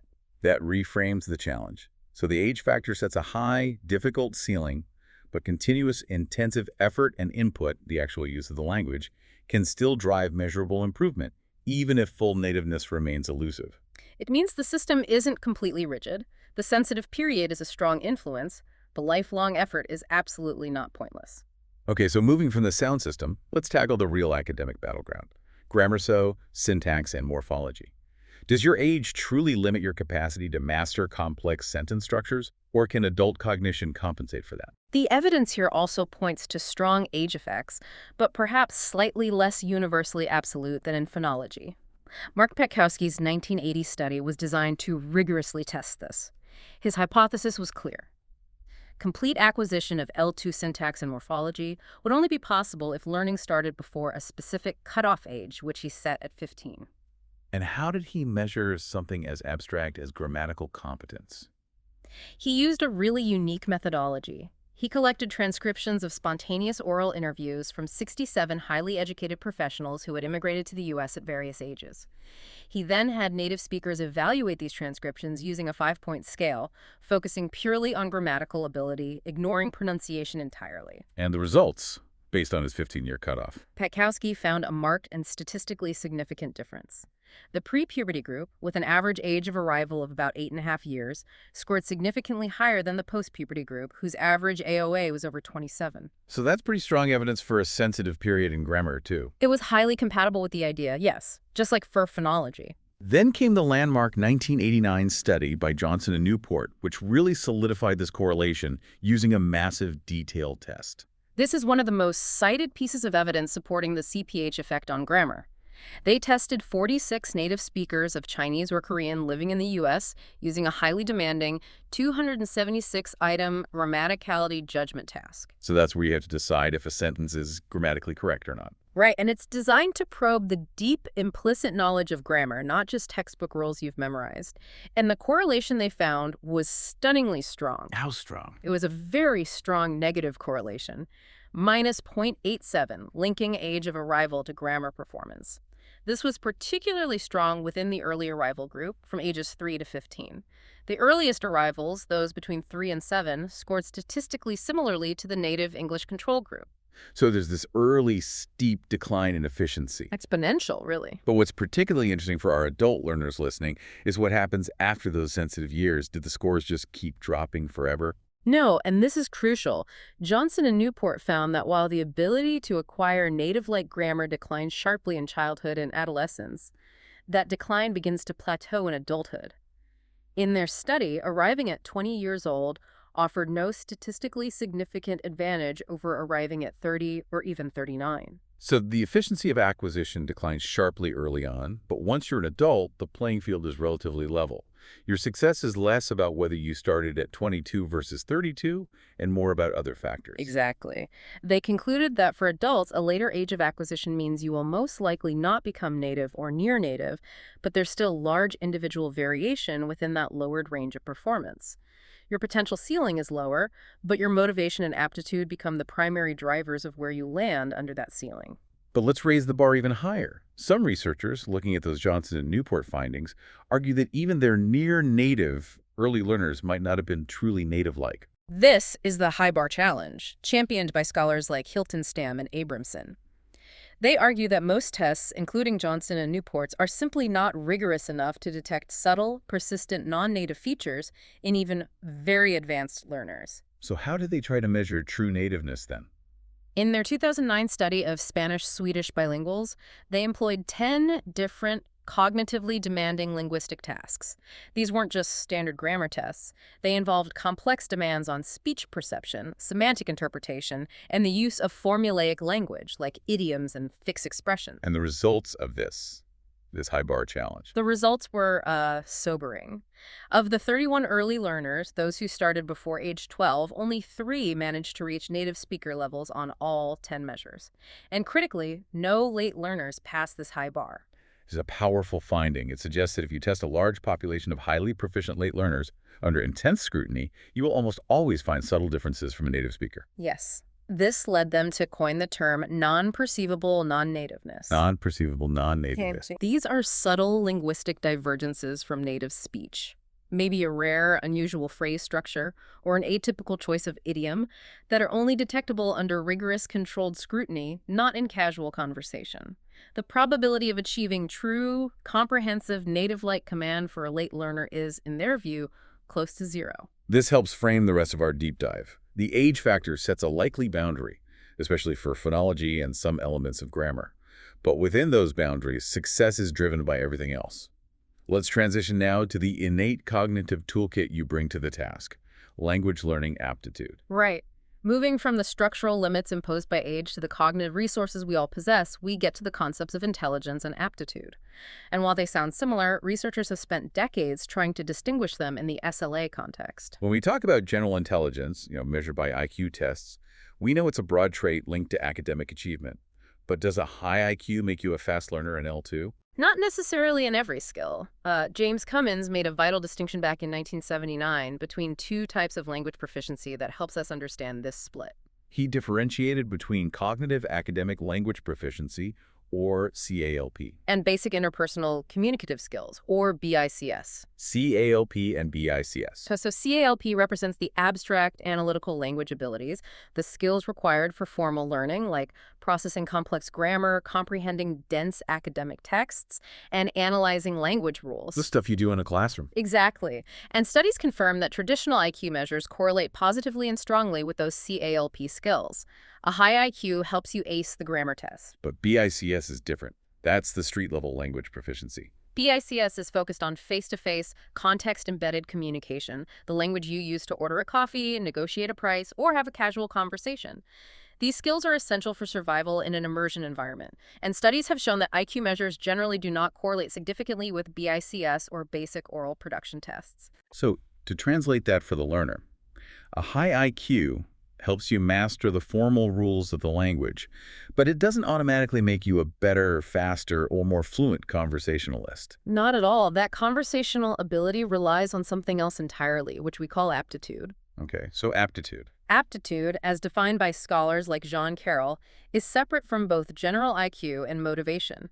It's defined as an inherent, stable capacity that governs the rate and ease with which an individual acquires a second language, particularly in formal settings. It's the capacity that makes some people just naturally better at picking up linguistic patterns. And Carroll is strongly associated with the Modern Language Aptitude Test, MLAC, which was developed way back in 1959. What was the MLAT specifically designed to measure? The MLAT was highly practical in its origins. It was developed for the U.S. Army and other government agencies to rapidly identify which recruits would be fast, efficient learners in intensive language schools. Carroll hypothesized that language learning success relied on 3 core measurable components, which he believed were potentially innate. Okay, let's detail those 3 MLAC components that represent the traditional view of aptitude. First, we have phonetic coding ability. This is the skill required to analyze, perceive, and retain new, unfamiliar sounds. In the early stages of learning, when your brain is just bombarded with new sound distinctions. Like the difference between R and L for a native speaker of Japanese. Exactly. That ability to hear, process, and mentally file those new sounds is paramount. The MLAT tested this through exercises like learning number names in an artificial language. I can immediately see why this is crucial. I mean, if Yeah. you can't accurately process the input, you can't accurately reproduce it. What's the second component? The second is grammatical sensitivity. This is the capacity to recognize the function a word performs in a sentence. It's the ability to identify linguistic patterns and rules, even if you can't articulate the formal grammar term. So knowing that quickly modifies the verb in he runs quickly, even if you don't know the word adverb. Precisely. The MLAT measured this by having learners recognize grammatical parallels between different sentences. Okay, so a sensitivity to structure. And the final component is straightforward memory. The third component is associative or rote memory. This is the capacity for memorizing new vocabulary items, the ability to form a strong link between a foreign word and its meaning quickly and effectively. In language learning, rote memorization of vocabulary is essential, making this a powerful predictive factor. And the MOUT, combining these three factors, has historically accounted for a pretty significant portion of the variance in L2 learning achievement, right? Yes, often between 20 and 35%, especially in formal learning environments. It tells us that aptitude is a real, measurable factor in the speed of acquisition. However, more modern views suggest that while Carroll's model is robust, it might miss one of the single most vital neurocognitive components of successful learning. Which is working memory, WM. Working memory. It's essential for everything we do cognitively. But how does it specifically function as a measure of language aptitude? Think of working memory as your brain's mental workspace, or a high-speed temporary mental clipboard. It's an active, highly limited capacity system used for temporarily storing and manipulating information. So when I'm listening to a long sentence in a foreign language, You need to hold the beginning of the sentence in your working memory while you process the end, integrate the meaning, and then formulate a response. All of that happens in that mental workspace. and we all experience its limitations constantly. Like if you're trying to understand a complex set of directions in a new language while also trying to navigate a busy street, one task inevitably suffers. Exactly. Your central executive, the part of WM that directs attention, gets overloaded. And within this broader concept of WM, a specific subsystem is crucial for language learning: phonological short-term memory, PM. Sometimes called the phonological loop. Right. And this loop is responsible for the temporary maintenance of acoustic and speech-based information.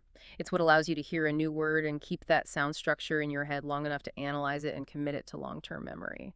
So it's the system that lets us hold a string of unfamiliar sounds, like a nonsense word or a complex new vocabulary item, long enough to process it. How do researchers test PM capacity, and what does it predict? PM capacity is often tested using non-word repetition tasks. Learners are asked to listen to and immediately repeat increasingly long nonsense words like trigodemicable. The better a learner is at accurately repeating these non-words, the higher their PM capacity is assumed to be. And its predictive power. It's extremely powerful. PM capacity is strongly linked to L2 vocabulary acquisition across all ages, grammar learning, and oral fluency. Learners with a larger PM capacity can just better handle the cognitive load required to segment, store, and manipulate all that new acoustic data. It determines how quickly you can connect sounds to meaning. This moves aptitude from a purely theoretical construct to something with tangible, practical implications for every learner. If your mental clipboard is small, you need to be strategic. Absolutely. Since WM is finite, learners have to use strategies to prevent cognitive overload. For example, when you're studying complex vocabulary or grammar, incorporating sufficient exposure to written material alongside auditory input can be highly beneficial. The written text acts as a refresher, externalizing the memory load and freeing up PM for analysis rather than pure storage. It also argues for pacing the instruction, especially in classroom settings. For sure. Teachers are advised to break down complex instructions or exercises into shorter, manageable segments. This avoids taxing the finite memory capacity. And what's particularly encouraging for learners is the emerging research suggesting that WM capacity isn't entirely fixed. You can train it. Some computerized training tasks designed to improve memory recall and attention have shown potential for enhancing this innate cognitive component. That's a huge takeaway. While aptitude provides the mechanism and sets the rate, the memory systems that support it might be flexible enough to improve through deliberate training. But even the most brilliant, high-aptitude learner will stall without the next crucial element: motivation. Right. Motivation is often considered the single most critical factor in determining long-term success in SLA, primarily because learning a language requires persistence over years, not weeks. It's the fuel for the engine that aptitude built. And the classic framework for defining this fuel comes from Robert Gardner, who formalized motivation in his socioeducational model back in the 1980s. How did he break down this essential drive? Gardner defined motivation in 1985 as a triad: the effort invested in learning, which he called motivational intensity, plus the explicit desire to achieve the goal, supported by the learner's attitudes toward learning the language and its culture. So it's effort, desire, and attitude all working together. It's a linear view where positive attitudes facilitate the desire and effort, which ultimately leads to acquisition success. And his model helped us categorize the goals that drive this desire, distinguishing between instrumental and integrative orientations. The integrative orientation is fueled by an effective cultural desire. The learner wishes to know more about the target language community, maybe to integrate, form friendships, or identify with that culture. This orientation is generally seen as highly effective for long-term success because the language becomes tied to the learner's personal identity. So if you're learning Spanish because you love Spanish films and you dream of living in Madrid, that's integrative. Yeah. The instrumental orientation is more utilitarian. Precisely. Instrumental motivation is purely practical. Career advancement, fulfilling a graduation requirement, passing a required test, getting a higher paying job. It's goal-driven and external. And which one is better? What the research consistently shows is that both orientations can be highly effective, but their effectiveness depends heavily on the context of the learning. Can you give us an example of how context dictates which one wins out? Sure. In a foreign language classroom where the main goal is just passing a standardized test, instrumental motivation can be incredibly powerful.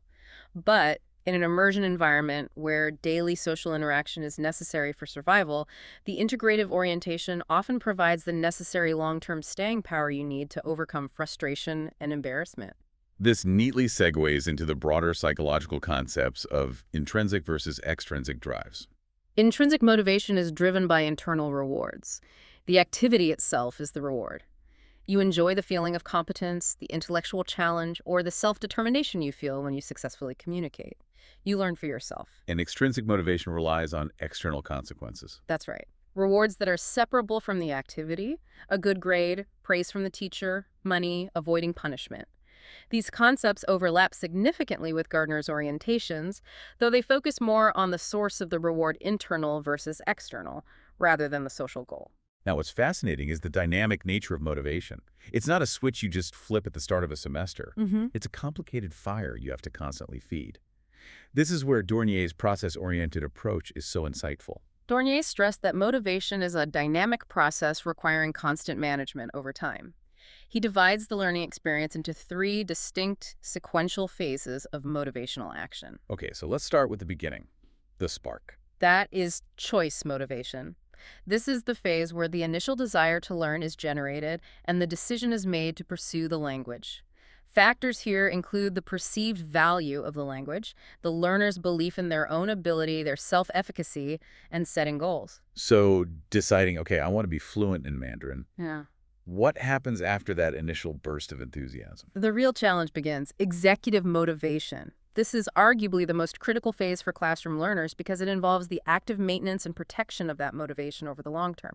This is the grind. This is where you actually have to do the work. This is where you stay focused despite distractions, deal with boredom, and manage negative feelings about difficult assignments.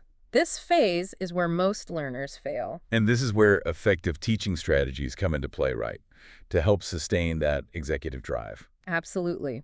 Dornier outlined practical strategies for teachers and learners, sometimes called his 10 Commandments. These involve creating a supportive atmosphere, setting a personal example of a positive attitude, and, critically, promoting learner autonomy, giving the student a sense of control over their learning path. Because if you feel like the task is just imposed on you, your executive motivation quickly erodes. Exactly. And finally, the conclusion. How do we evaluate what just happened? The look back. That's motivational retrospection.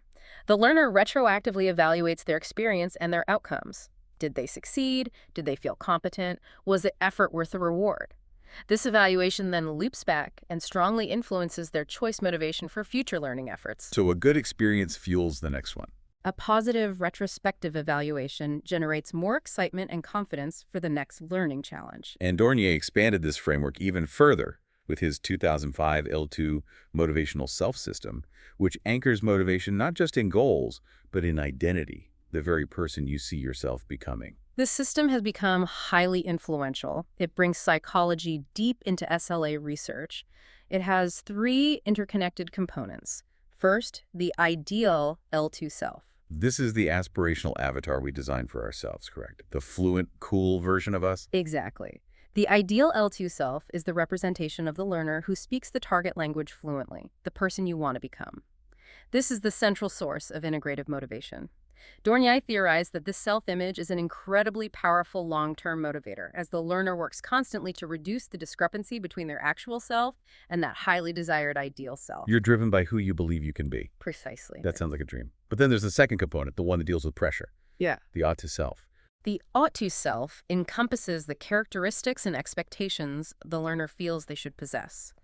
This is often driven by external pressures, obligations, or expectations, the need to meet your parent's standard, or your employer's requirement for a second language certification.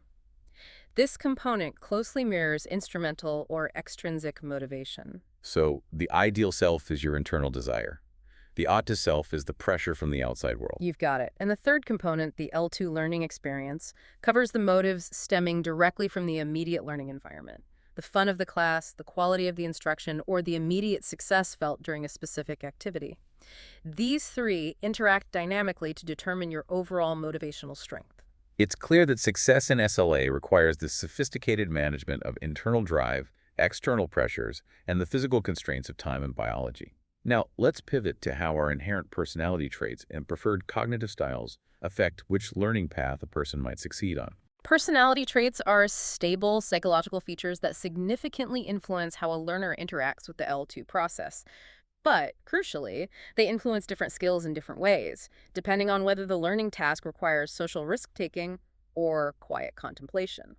And the most obvious contrast here is introversion versus extroversion, especially when we link it back to Cummins' BICS and CLP distinction. Right.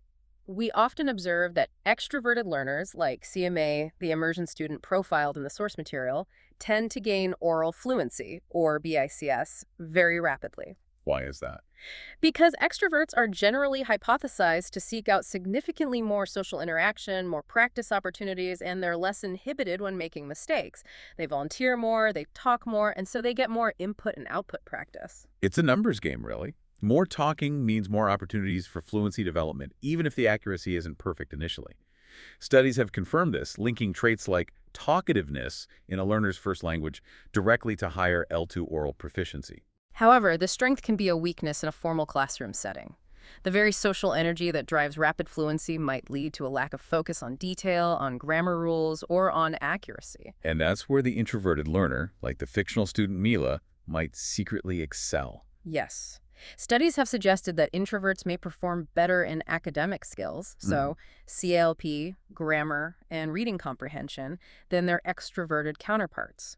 The theory is that the structured, detail-oriented nature of formal language learning aligns better with the introverted preference for individual study, reflection, and greater persistence in tasks requiring deep concentration. So if you're a natural introvert, you shouldn't feel pressured to force yourself into high-volume social practice if that just drains you.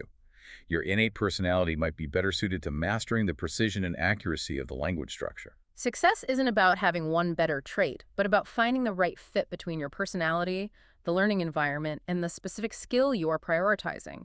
And the same dynamic interaction applies to a different type of ID, cognitive style. Define cognitive style for us. Cognitive style refers to a stable, internalized manner of processing information and approaching problem solving.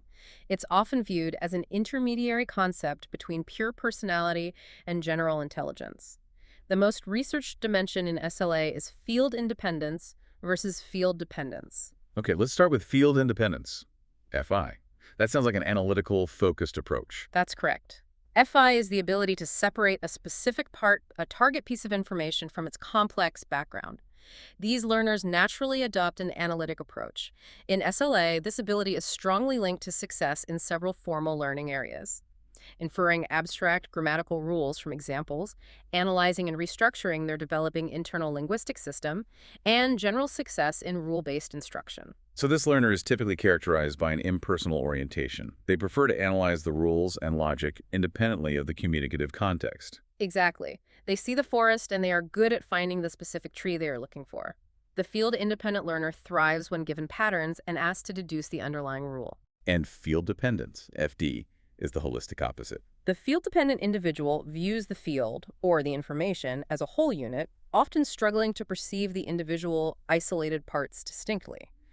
They adopt a holistic approach.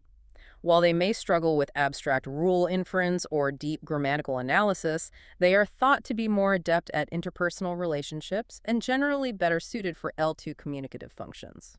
So this is an other-oriented approach. They might not be able to articulate why they said something correctly, but they are great at communicating in context. They often pick up language intuitively through exposure and interaction rather than through explicit rule study. This dichotomy strongly emphasizes that the effectiveness of any language teaching methodology, whether it's grammar translation favored by FI learners or highly communicative task-based learning favored by FD learners, will heavily impact the success of different individuals. One size rarely fits all in SLA. Speaking of finding the right fit, we need to address the choices learners consciously make to manage all these factors.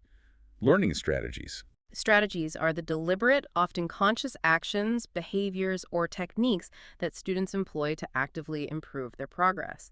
These are actionable choices that learners can adapt, refine, and change over time. And O'Malley and Shamat developed a very useful three-way classification to categorize these specific actions, making it easier for us to understand how successful learners approach the task. The first, and arguably the highest level, are metacognitive strategies.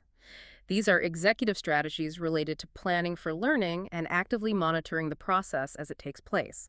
They manage the entire learning journey. Give us some concrete examples of metacognitive action. Think of a student who is planning their study time and setting clear, achievable sub-goals. That's planning. Or focusing selective attention, like deliberately ignoring background noise to listen only for key nouns in a conversation. Another key one is self-evaluating comprehension. Pausing after reading a difficult passage to ask, did I actually understand the main idea? These strategies regulate and manage the entire cognitive process. These sound like the skills that introverts, who excel in self-reflection and structure, might naturally gravitate toward. What about strategies involving direct interaction with the material? That's the second category, cognitive strategies. These are limited to specific learning tasks and involve the direct manipulation of the learning material itself. If metacognitive strategies manage you, cognitive strategies manage the data. So what falls under this umbrella? This includes things like rehearsal, like Linda repeating new Italian words silently to herself to keep them in her phonological loop. It involves organization, like grouping new vocabulary semantically by topic. It also includes summarizing, inferencing, so guessing the meaning of a new word from context, and deducing grammar rules through observation. These are the active tools of learning. And the final group relates to managing the emotional and social environment, which is vital in minimizing that feeling of embarrassment or fear of failure. Precisely. Socio-affective strategies. These involve interaction and social activities, and they are critical for maintaining motivation and reducing anxiety. This includes cooperation among learners, such as asking a peer to check your written work. It also means seeking out opportunities to interact with native speakers, even when you're uncomfortable. A key socio-affective strategy is asking clarifying questions or managing anxiety through positive self-talk before a speaking task. This entire deep dive has reinforced one critical truth. Second language acquisition success is not a binary outcome. It's the result of a complex interplay. That is the essential synthesis we have to take away. Success is a dynamic balance between innate capacity, the boundaries set by the age factor, and the toolkit provided by aptitude, especially working memory and learned persistence, which is driven by motivation and the conscious employment of effective learning strategies.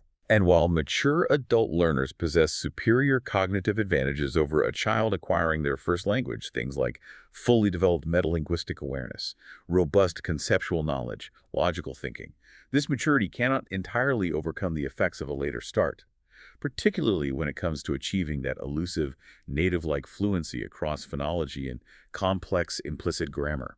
The research on the critical period hypothesis, especially when examined under that rigorous high-bar scrutiny that detects non-perceivable non-nativeness, suggests that achieving absolute, comprehensive, native-like mastery across all domains may be an almost impossibly rare feat for anyone starting after early childhood. And this raises a central question for you, the learner, to carry forward.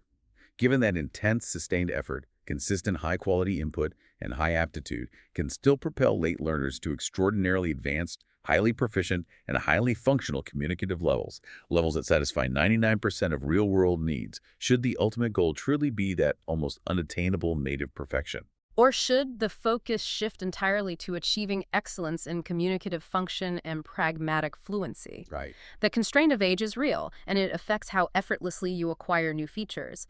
But the ultimate limitation on your personal success might not be the passing of time itself, but rather the massive, continuous motivational investment and intensity of input required to continually counter that maturational decline. Don't think about the window of opportunity that closed. Think about the amount of fuel you are willing to put in the engine once you've left the starting line, because that sustained drive, more than anything else, determines the distance you will travel. Được thành lập 2018 bởi nhóm giáo viên đã có nhiều năm công tác tại các trung tâm lớn uy tín ở thành phố Hồ Chí Minh.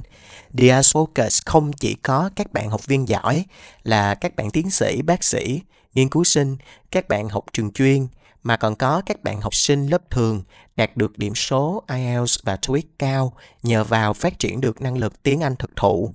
Khác biệt với các trung tâm lớn, đông đúc, dùng chung một quyển giáo trình rập khuôn cho hàng ngàn học viên, lúc đi thi gây nhàm chán cho giám khảo chấm điểm. Đa số các chương trình online hay học trực tiếp tại thành phố Hồ Chí Minh của TOEIC FOCUS chỉ tầm 3 đến 7 học viên, dễ dàng theo sát các bạn, giúp tối đa hóa điểm số nhờ tích hợp nhiều phương pháp trong suốt quá trình giảng dạy. 100% lớp học luyện đề được hướng dẫn bởi thầy Quốc Khánh, IELTS 8.5, Reading 9.0, Listening 9.0 và không có band điểm nào dưới 8. Các bạn có thể theo học tại quận 6, quận 2, quận 9 và quận 11. Nếu các bạn ở xa, có thể chọn hình thức học online, giáo viên vẫn có thể theo sát được các bạn vì sĩ số lớp vừa phải. Waves rolling in so slow. Trust the tide, let go. Ooh, yeah. Deep blue, take me home. Feel the calm in my soul. Stars above guide me right. Moonlight whispers through the night. Ocean breath, pure and true. Every wave brings me you. In the ocean I find peace. All my worries they release. Divine